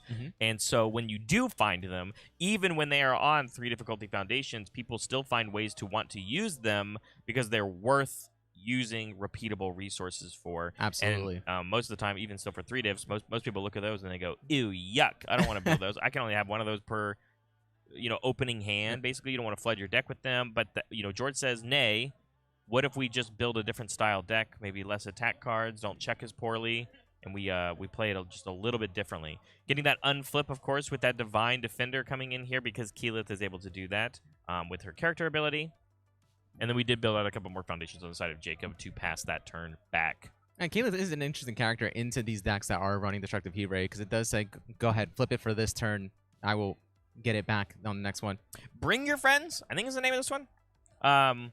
It's not about the game result, Tito. It's about the friends we made along the way. It's an action card. You just play it, and it draws you 2 cards. So that's what we're doing. Is it? It's a form. Strength of your friends? It's not bring your friends, right?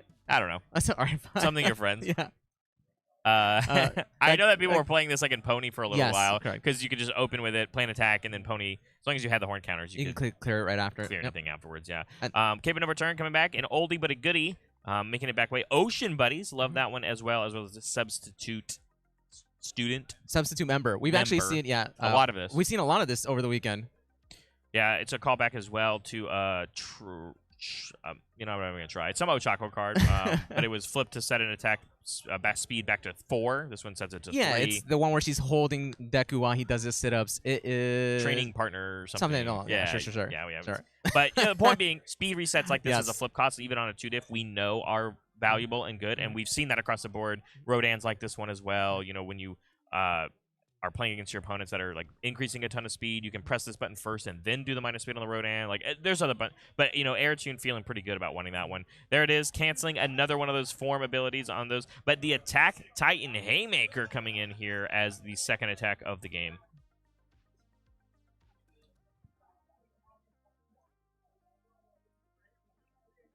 Blitz can't block with what does Tam say? Can't block with weenies? Is that what he says? Can't be blocked by cards with printed difficulty 2 or less. Basically saying no foundations unless it's a 3 diff or higher, or sometimes action cards. Yep.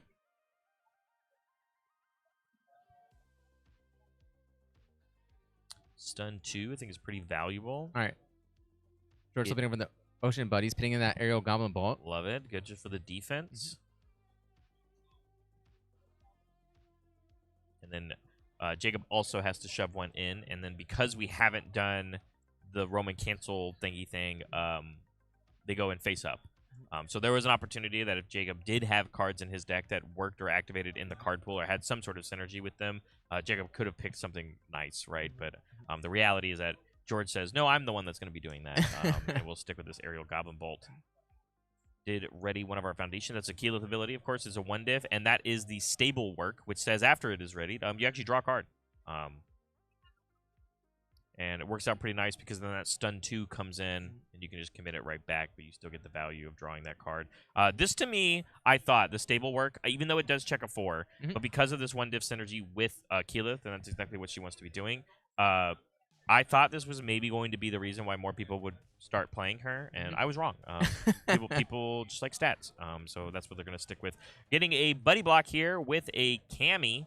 Of course, being more than 2 difficulty and having that great 0 mid block. Absolutely. Does have to commit quite a few more resources, though, on the block, as it is still quite fast. That second batcher's arrive has to get committed for passing a check. 4 readied foundations on the side of George, and Jacob's stage is pretty healthy still. No way. Is that a City Rampage in hand? Jacob's still playing those? Decides to building that inspiring song, that fearsome transformation. No momentum, though. It means that City Rampage is going to be very difficult to get online. Remember, for everybody, with the errata on it, that you can no longer just slam it as the form. You must spend a momentum now to do that effect. There we go as we pass back to George. George surviving once again with the skin of his teeth at full health. I am now seeing the vision. You walked me through what this deck does a little bit earlier, and I just do not see how you when do you ever do damage? When does it ever come through? We're coming. There is potentially a world where maybe George will want to resolve an attack on his turn as a form, but realistically, that's not really the name of the game. The name of the game for this sort of style of deck is George is just going to show and prove that you actually are allowed to play UniVersus a different way, right? You do not actually have to attack and reduce your opponent's life to 0, especially when, and maybe this is probably the exact reason why George thought this was the right time to break this deck out, is because so many people, and if you just in your head imagine the character breakdown of what we've talked about for this entirety of this event, how many of those decks in their entirety of their game plan is optimized aggro, ending the game, killing your opponent? I mean, the answer is all of them. the answer is all yes. of them, because people don't typically view the game this way, where you can just win by surviving longer than your opponent. Because the big point I want to get here is 60 cards for UniVersus in your deck is the minimum. There is no maximum. Yeah. And I'm not saying you have to play a giant brick, but if you play a deck bigger than your opponent and you have ways of recycling resources or stabilizing and not really even needing to ever build more foundation, there will be a point in this game where George never actually has to build another foundation. It could be like a unique card. Like, he has to still play a form by rules of the game, right? You still have to play a form. So there's a world where you could resolve an attack that way, or you could play a card that you already have that's unique, that's in your stage, or whatever reason it is. And George will forever then, for the end of time of this game, pass with 6 cards in his hand and play the perfect defense that he can against every other deck in the game. Yeah, actually, what I meant, and I worded it a little bit different, is how do you ever do damage to this deck? I mean, yes, correct. Is that he just builds this massive wall with tons of defensive tools, these really powerful ones that also, the powerful ones that flip, that he gets to get back later on. You've seen now Ocean Buddies being resolved in back-to-back turns. Here's a good one. This is a good one to shove in now. It, of course, still counts as it doesn't count towards progress. Sorry, it counts towards progressive ability. It's always done that, but it does give 1/1 while in the card pool. Correct. So that is a good one to shove in. At least if you're going to have +1 progressive, you might as well get a little bit of stats along the way.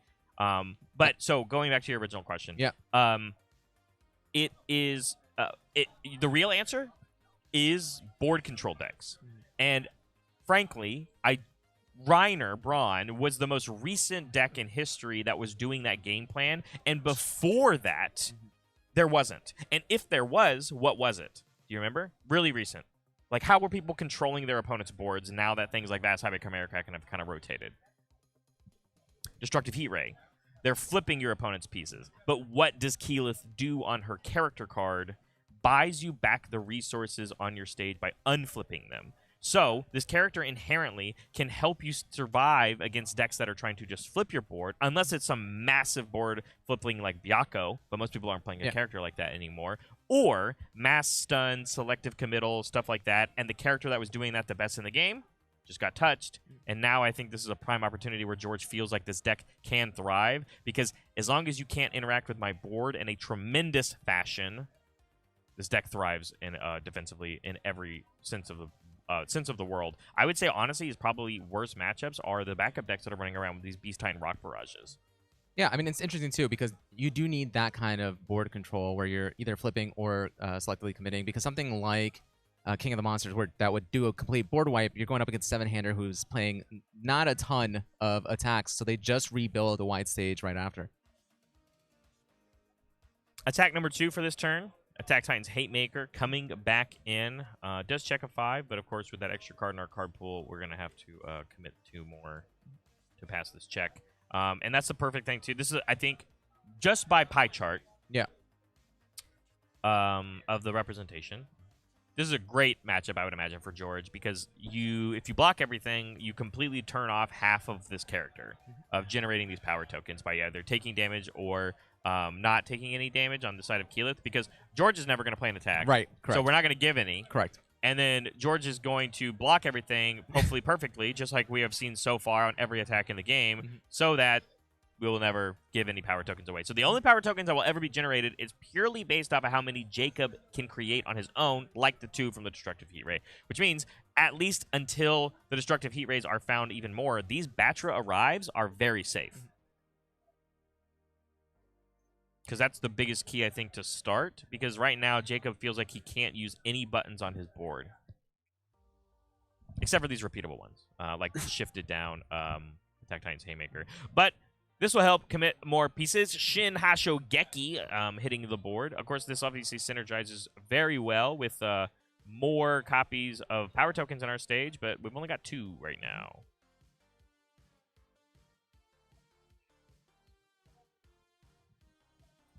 Also, this being one of the cards that is getting a reboot with that with those Rebel Frontier. What was it called again? Bounty Buster, I think is what they were called. Which is kind of cool. Yeah. Yeah, I agree. I mean, I wonder who made this card. That's really cool. I mean, I like this card a lot. I was kind of hoping that more people would play it, but then Jeremy Ray was so kind to create a mechanic that makes this card a little bit better. And with 2 characters of support that directly synergize with it, Titan of Terror and Angerus on the fire symbol. Now it's seeing a little bit more play, and so that makes me a little happy, obviously.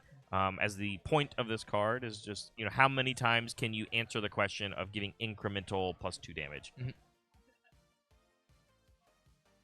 Yeah, commits a lot more foundations here for the side of George. But remember, we still are staring at a substitute member, which looks like we're getting used right now. It's going to set its speed back to 3, which is a total of like minus, what was that?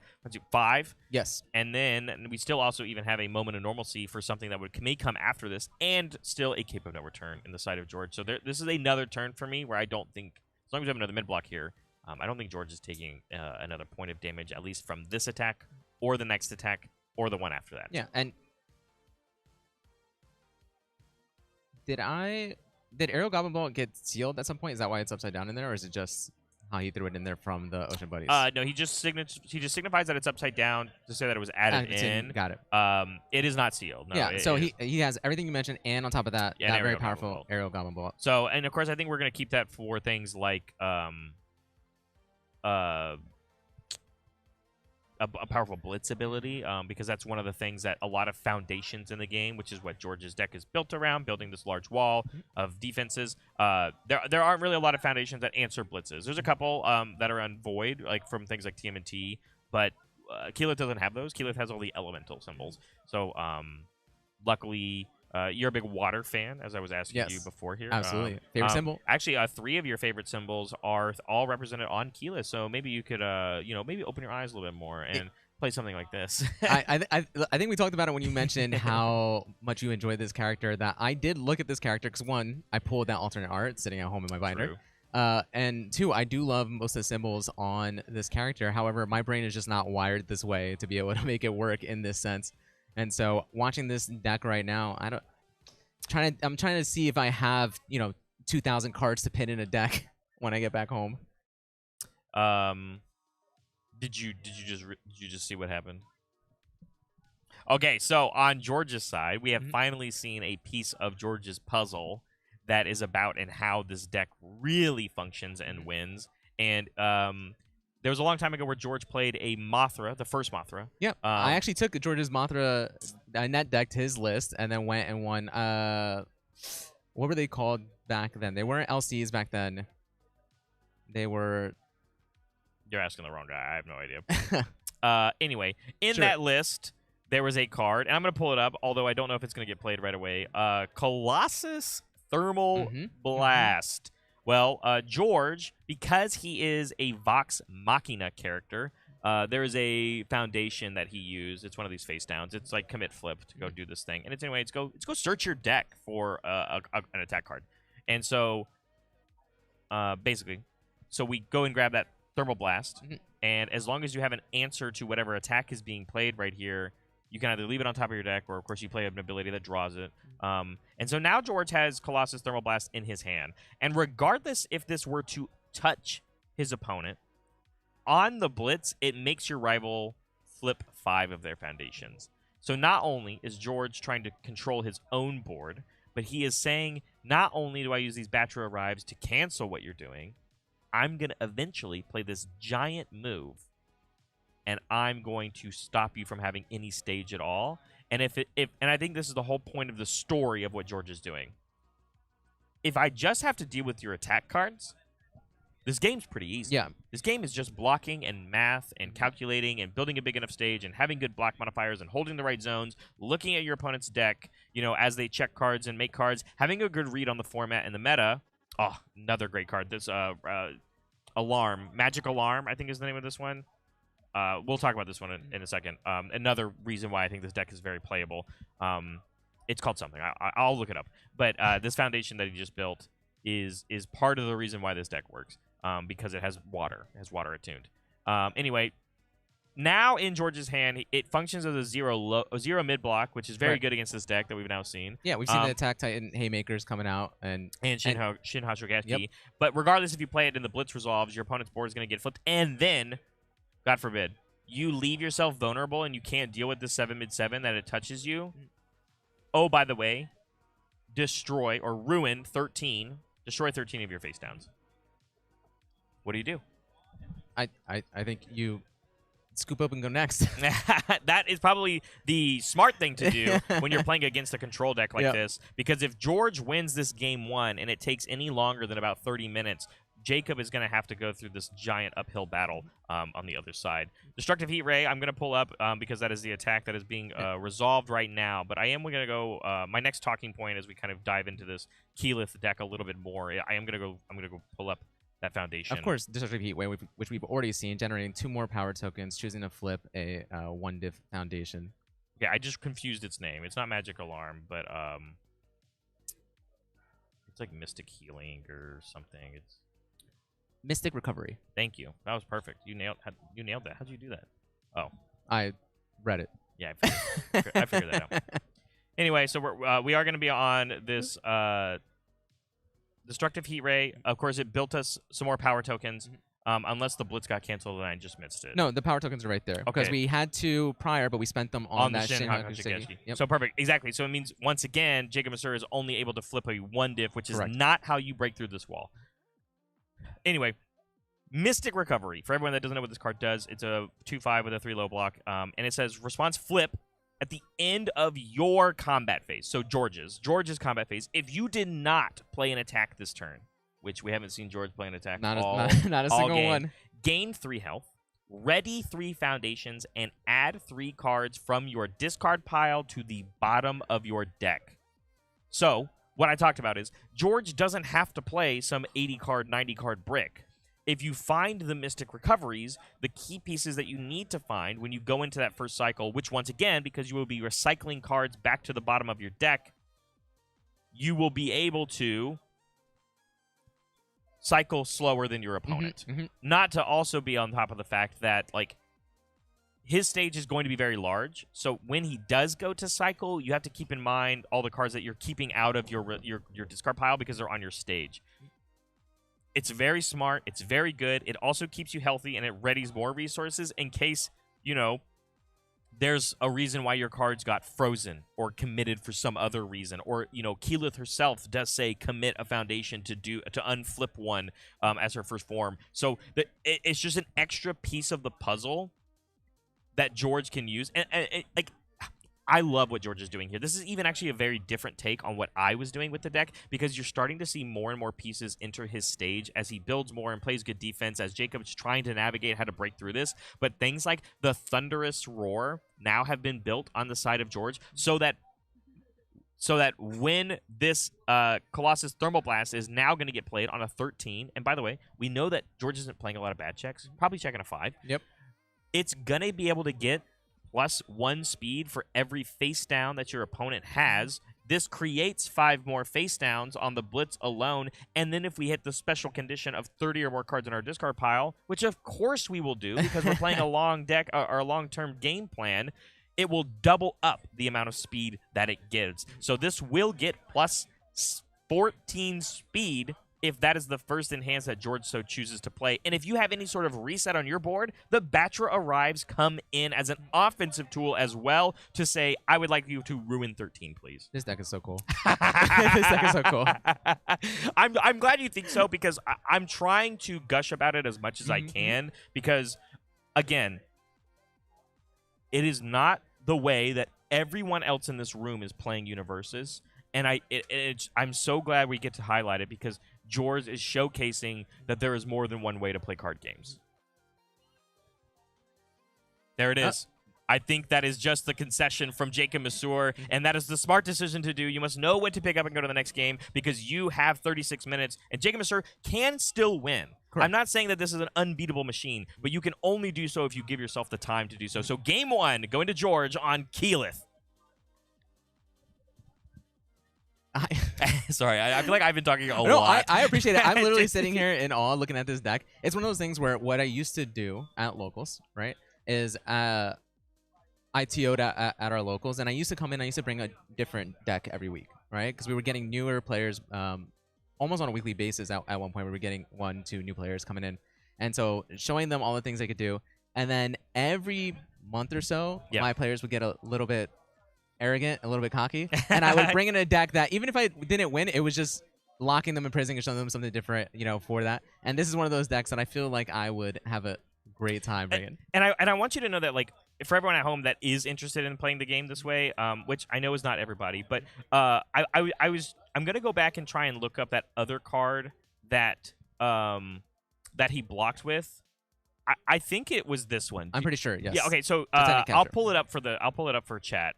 There was a card very early on that that George blocked with, and I skipped over it because I didn't know what the card was. I'll be honest with you, and we just blocked with it, so it wasn't that big of a deal. But I did go find it.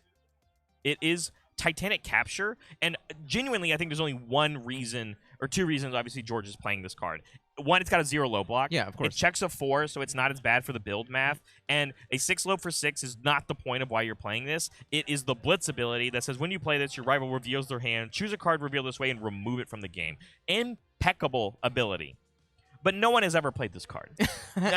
Because, and the point I'm trying to get at when you just talked about maybe potentially bringing a version of this back, is this Keyleth deck is not like a 1-for-1. You take this and you copy it and you go and run it. Correct. There's so much individual spice that you can do with it. And I'll be honest with you, my version of this deck was basically only playing things like the Aerial Goblin Bolt, and I was playing a slightly bigger deck. And I wasn't doing things like the Thermal Blast like he's doing. I wasn't doing things like this Titanic Capture. I was just trying to sit here and put my opponent in prison and watch them scoop because they weren't going to win. Yeah. And that to me was satisfying. But you can do what George is also doing, which is, hey, there has to be a winner sometimes.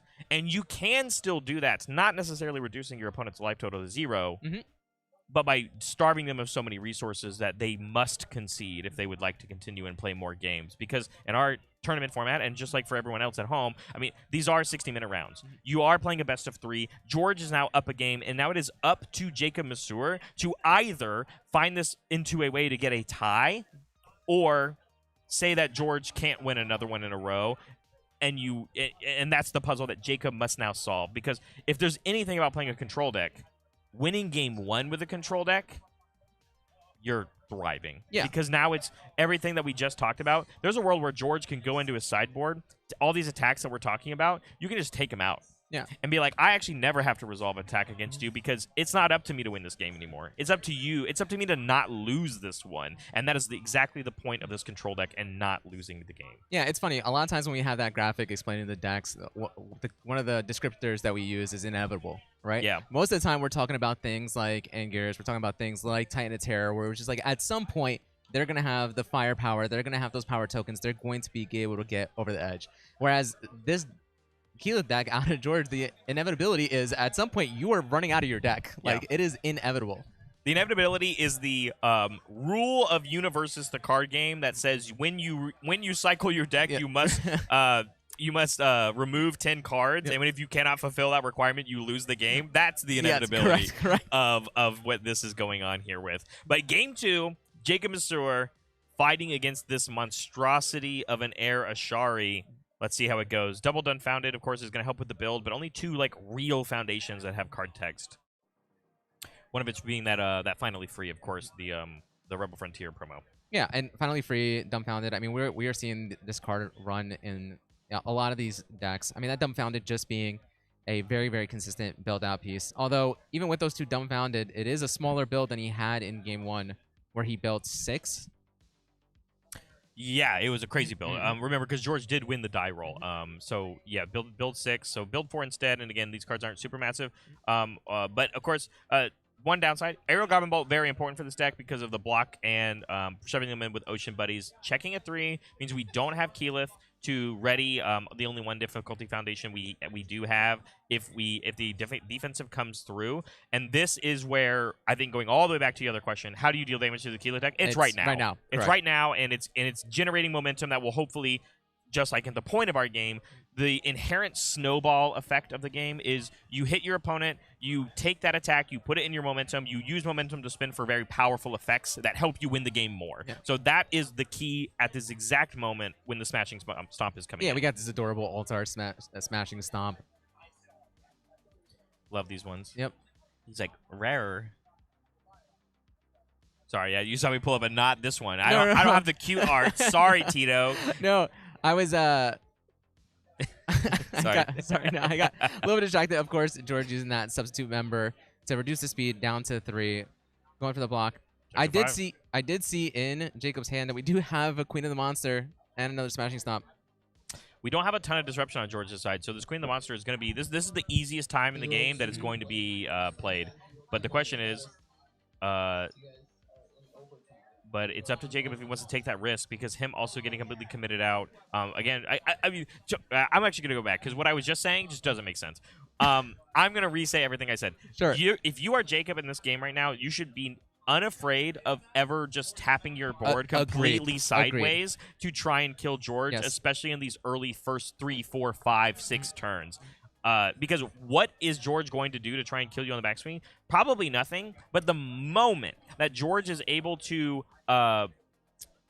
play a Thermal Colossus, a blast, or whatever, like even tapping his whole board out to do so, because you've tapped completely out to tap your whole board, trying to be aggressive, that is when it is a bad idea. Is when I would actually say, hey, do not do that. But this is the Queen of the Monster. For everybody at home, we're at number 8 for the day, which is not looking good for my buddy Tito over here. I don't know how much you slipped production to make sure we didn't get any Queen of the Monsters on the screen. All right, half block coming out on the Queen of the Monsters, so it turns out Keyleth can bleed. Yes, but remember, there is life gain also in this deck, as we talked about with that Mystic Recovery eventually coming out. Smashing Stomp on a 6, checks that Inspiring Song for the 6. Feels good. And the good news about Smashing Stomp, at least for Jacob, is that this is an old attack, so it doesn't really have any blitzes. But it can, of course, get its enhanced stopped. Not that I think you're really going to press no to that one, because it's just +1 to the check when we have that Aerial Goblin Bolt on the other side. But you might press no to the different enhance that could occur. Like EX is probably an idea, but like I said, George is very tapped out. This is definitely the game where George probably just loses at this current capacity, as it's going to connect. I think Jacob doing the universal language for I do not have any more attacks. I really wish I had one more attack. I think if you're George still here, though, like, I mean, now he's at 10. Yeah. He has to play perfectly. Yeah. He has to show us that when you are behind, especially in this situation, like, obviously I can't imagine George has won every die roll today. Of course. So what happens when George has to play game 1 against somebody going first, like this Angerus deck or whatever, and winning when you've been knocked down to 10 health? That is my real question, is how we're going to do that. So I'm excited to see how George wants to try and stabilize, and if he can at all. That is the hardest part, I think, about this deck, is right this moment and probably for the next 2 turns.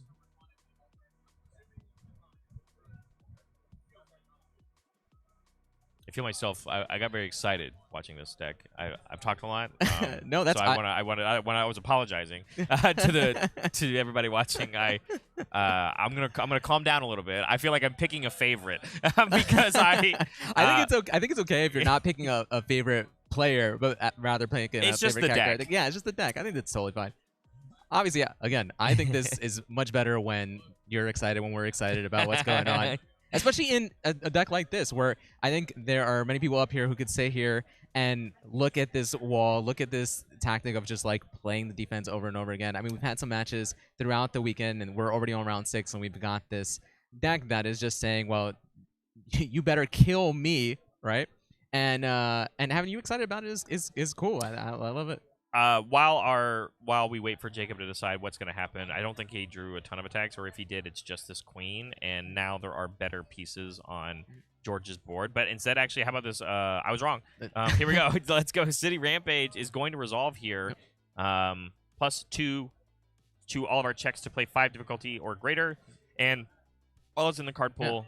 1/1. I think he has 3 or 4 attacks in hand, actually. Attack Titan Haymaker. I think he has the Queen of the Monsters and I did see the Queen. The Ryu attack. Shin Hashogeki. Thank you. Do you want to know the #1 question that I feel like I've been asked ever since I was on the game design team and a playtester? Yes. What if I said no? What if I said? What is it? No, I don't want to hear it. Yeah. I would stop. Yes, of course, I want to hear it. The #1 question I get asked is there ever a deck that people aren't playing? Yes. Sure. That you guys, or that we learned about or tested, or we thought was going to be a higher competitive deck? And I obviously, my go-to answer, and every time someone asks me that, is it's not my job to tell you that, right? It's not up to us on what the players decide to do with the tools that we give them. But for everyone who's ever asked me that question, this is one of those decks. This Keyleth deck is one of those decks. And mainly because I did it. I built it, and I was playing it. And again, George's version is not my deck. I'm not saying I own this deck or anything, but this is something that I brought to the table and I brought up and was like, hey, this does exist. We need to have thoughts and feelings about it, and we'll see what happens. Yeah. So it's so fun and refreshing to see it, and it's doing well. Yeah, and I mean, I saw as he was rippling through his hand, he has another Attack Titan Haymaker and that Shin. So it's just, he will be able to, at some point, turn George's... all of his foundation sideways, yeah. So this is kind of, I guess, how you would do this. You know, getting out to that early lead by getting that damage in, bringing it all the way down to 10 on turn 2, and now just draw all the cards, I guess. Just draw all the orange. That's how you win. Yeah, and I think that's the hardest part, is that if George loses this game and we go to a game 3, if you look at the clock for everybody home, there's only 24 minutes left, and as we are very aware, George's deck can get there, but Jacob never has to concede. Right. And I'm not saying you want to take a tie, but we are in round 6. Right. And if both of these players are still like X1 or undefeated, I don't know what their records are, but with that Attack Titan Haymaker landing, we are down to 2 on the side of George. And now we have to deal with another one that also still has stun 2 on it. So the point is, can we finish a 3rd game? I don't know. The answer is I don't know. And it's, I think, up to George to do so, because I don't think Jacob will put himself in a position to lose the game either. That's usually what happens when we get to game 3s, right? Is that players don't put themselves in jeopardy. Substitute. And thank God for that City Rampage, because I don't believe that Jacob has been checking exceptionally well on these two attacks. No, not at all. The fact that we still have committed foundations means we're not doing a very good Godzilla impersonation. But fully tapped out here on the side of George. Shin Hashogeki coming in. And Genkai's Guidance, a little fun trick. Then, by the way, that wasn't a 5, 6, 7, 8, and we did check a 5, 6, 7. So we did tap one more, I believe. I think I saw it. But yeah, we're going to have to blow up 3 more foundations. And the question here is, after this gets removed, does Jacob have another one? We know that he does. But of course, you must resolve all of your moves, and George is not going to throw in the towel just quite yet. So instead, I didn't even see this one. It's the ball. Garrus ball? Yeah, the Garrus ball, right? Which is based off of the number of power tokens you have. It's a sideways version of walk the dog, but instead, Jacob Massur takes game 2. We're going to a game 3 with 22.5 minutes left to go. So what do you do if you are, obviously you said, I think both these players are in a position that at round 6, they potentially could take the tie and still be in contention. What do you do as George to try to close this out in 22 minutes? I think he's already answered that question by showing us the tools that exist in his deck. I think he does have things that do it. Sure, of course. He has cards that search for attacks. He has the large hard-hitting attack. Even that Titanic, I already forgot the name of it. Titanic something. That 8 difficulty 4 check 1. Combat? Sure. Yeah, sounds great. He has moves that have damage on them, and he has giant 13 diffs that he's allowed to sling that can put Jacob in such a bad spot that Jacob is not going to be able to play the game against him anymore, and it gives George the time to do so. It's about how long it takes for George to get to that point in the game and still being able to survive Jacob's onslaught, which, as we are all very aware, just resolving forms and attacks in UniVersus takes time. So it's just about getting to that point in the game. And that's the question I think we're going to have to ask ourselves across the board. And again, I don't think Jacob is going to sit here and put himself in a losing position. Neither is George. Right. But I don't think either of these players want a tie. Correct. But they would probably be fine with it. And Titanic capture. I was close. Capture. Yeah. Capture the target. Capture Titanic. Titanic capture. I've seen Titanic. I know that one. It doesn't end very well. It does not. There was definitely enough space. I don't understand what they were thinking. Have you seen the TikToks or the Reels or whatever? Have you seen the ones where... I appreciate you saying the Reels, knowing how old I am and going, you don't... Have you seen the Facebook videos? I don't... What do you want me to say, man? Have you seen the YouTube clips? I appreciate it. Anyway, have you seen the ones where it's like it takes like a key thing that happened in history and it like makes a timeline? I'll give you an example. Okay. There's a clip where it like starts at the year 18 something or 19 something. It doesn't really matter. And it says number of deaths caused by the Titanic, and it starts at 0, obviously, and it goes through the timeline. And you just sit here and you watch this video, and then boom, it spikes because obviously something traumatic happened. That's how I feel about Titanic capture. You know, I feel like we're gonna see it get hit. You know, cards removed by Titanic capture on stream at a UniVersus regional. Yeah. And if you did the timeline across the entirety of this card existing in standard, we're gonna see 0, 0, months, year, months, well, boom, and it's gonna spike up to 1. I think that might happen. Yeah, that's kind of where I'm at. I remember this date, July 18th, the moment in history. History was made. Yeah. I mean, it could very well be a moment of history, depending on how George does with this Keyleth deck. It could be, at least as far as what I'm aware, the first time that a Keyleth deck would make a top cut appearance, depending on the results of this match and 2 more rounds to go after today. Yeah, George is looking at a handful of foundations. However, I think the vast majority of them are 2 diffs, so not a guaranteed wide build. Although we do know don't play orange cards. We're not playing correct. I mean, we do, but like, oh, there's one. Oh. On a 4. And that is exactly what you're talking about. That's not good. That is a whoopsie indeed. That is it is now up to Jacob, who did partial mulligan 3 cards to see how well it's gonna go. No review. Likes what he's got. Gauntlets, Titanstone Knuckles. I call them gauntlets, but yeah. Horrifying realizations coming in. Inspiring. Fearsome.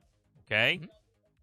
Build 5, build 6. Oh. There it is. A wide build and getting that asset in. I was actually curious as to the decision to go with the asset and not, after seeing a 2 build, not just trying to have a more consistent, steady, wider build. I actually am a fan of this because Titanstone Knuckle is very good at controlling your opponent's board by flipping foundations, and it also can pick assets, right?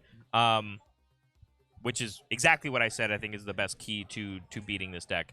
Finding this Thunderous Roar early is pretty good for George for exactly what we were talking about, but I think the biggest thing here is just going to be stabilizing. Yeah. Again, there are key pieces in George's discard pile now for that defense. Yes, we checked the Aerial Goblin Bolt. That's bad because we only built 2 foundations, but we have an Ocean Buddies, so it's there. Yeah, it's going to do its job. That's the hardest part, is getting it in the discard pile while you have an Ocean Buddies built. Also, after checking that Aerial Goblin Bolt, we know we checked 90% of the attacks on our deck, so we can just do a wide build here with no fear. I like how you're thinking. Yeah, we have probably checked 90% of our attacks.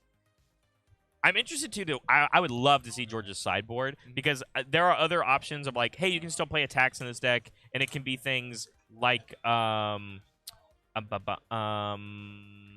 me. I'm name that card. Air attuned, 3 difficulty attack, timely counterattack with Breaker 3 or whatever. I named the card. Sorry, I ruined it for you. We got there.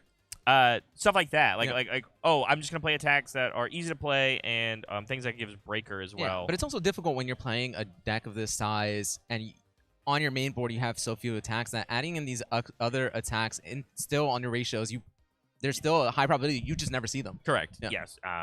It's all about picking which ones and why. Yep. And typically, the Aerial Goblin Bolts plus the Ocean Buddy is a great one to do. Yeah, of course. Destructive Heat Ray, first one of the game, coming down here. I'm going to give us those 2 power tokens, and then it immediately flips that Stable Work, which is a key piece for George to maintain a high hand size. So, luckily, of course, Keyleth will unflip it later, but it does currently right now.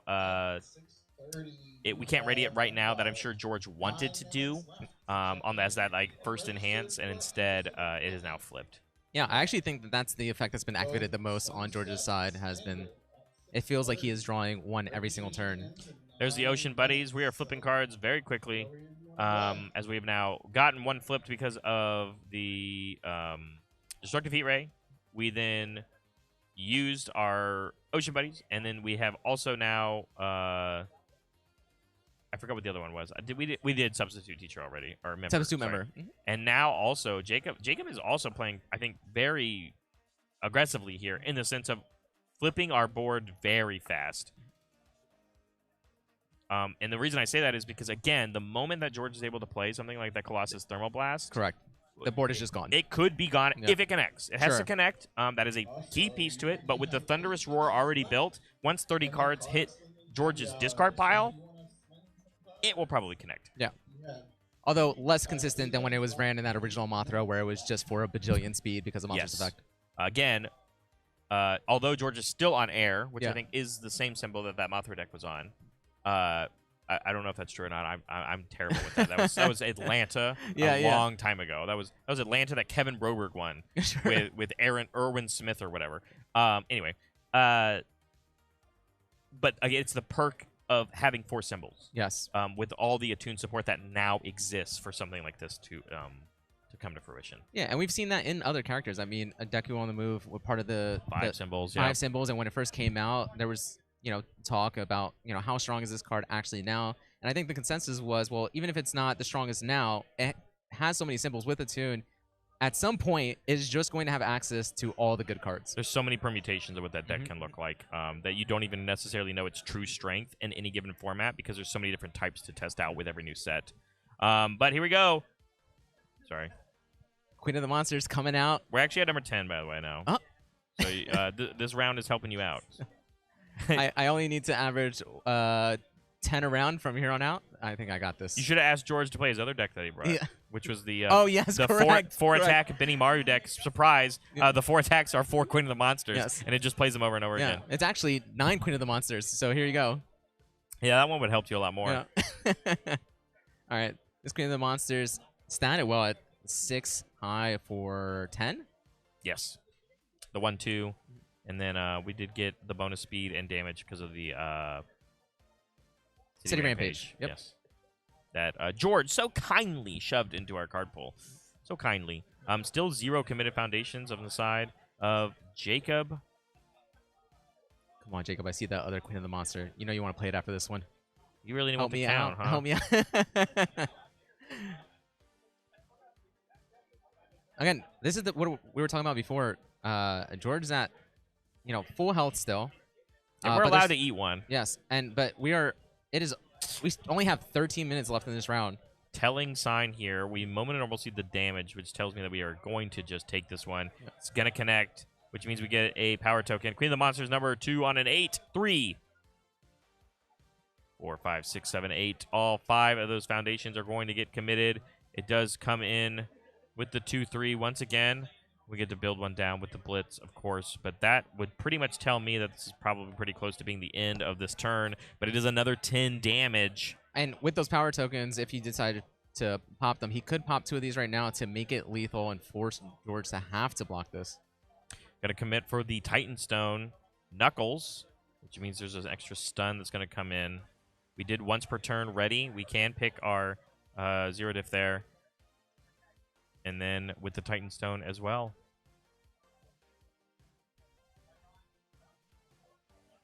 Lots of foundations committed here. Yeah, this is still 2 off of lethal. It is, yes, it is. So I think 2 one of those power off. tokens are going to get popped here. 5, All right, 3, so 12, 13, 14, 15, 16, right? yeah. 9 plus 7, 16. George has to block this in some capacity with a 0 Oh. mid block. That could do it. 4, 5, 6. It is going to be enough to survive, taking half damage. 4, 5, 6. Yep, checks the 5, taps 1 for the 6. We did get one of our power tokens back, though, of course, because of Angerus. But taking half of that, going down to 6 for George. Game is not over just quite yet. Jacob tapped completely out. What can we do? 2 power tokens, and Ingress Ball would be on. Okay, so we're going to go with the on damage, the response effect from Titan Stone. Oh, deciding not to. Oh, okay, never mind. Disregard. George getting away with his life. Yeah.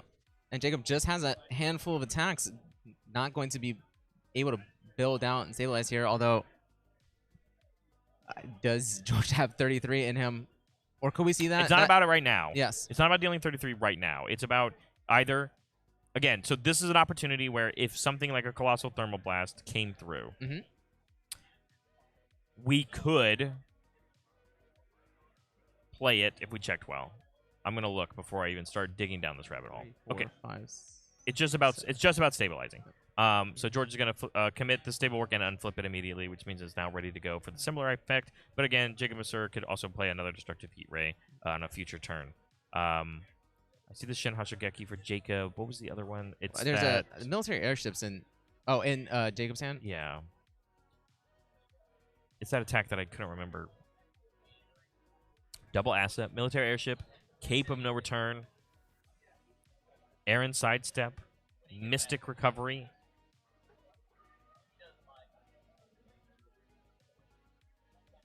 And then we pass. Build 4, only 2 foundations. Didn't check too hot on that last one, so we had to commit 2 more.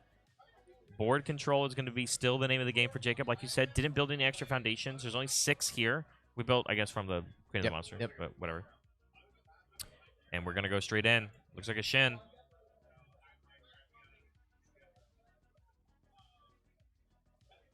Getting it ready. This could be it.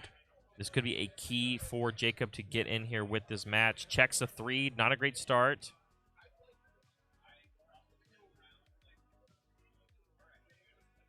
Shin Hashigeki. And he has with 1 momentum and 2 power tokens, he does have the ability to activate that response. And the Titan Stone would be able to turn one of our own foundations to commit 1 more on George's side. So it's actually pretty smart here.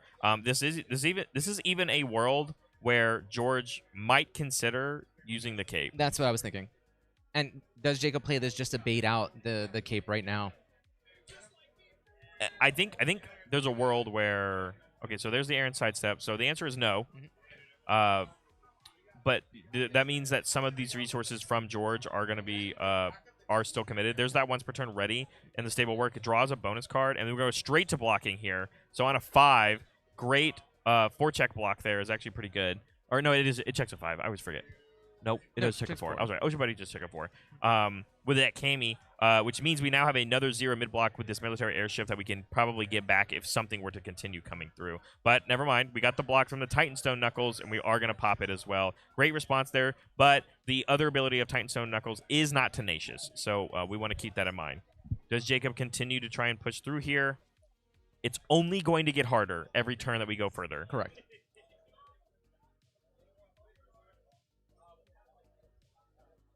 It's something. It's an attack. Definitely orange. Oh. Never mind. I won't get fooled again. Wow. Sorry. That was a bad joke.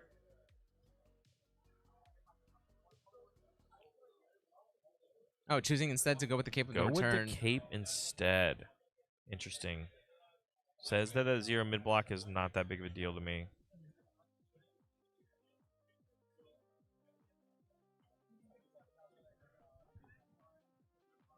Some Guilty Gear card.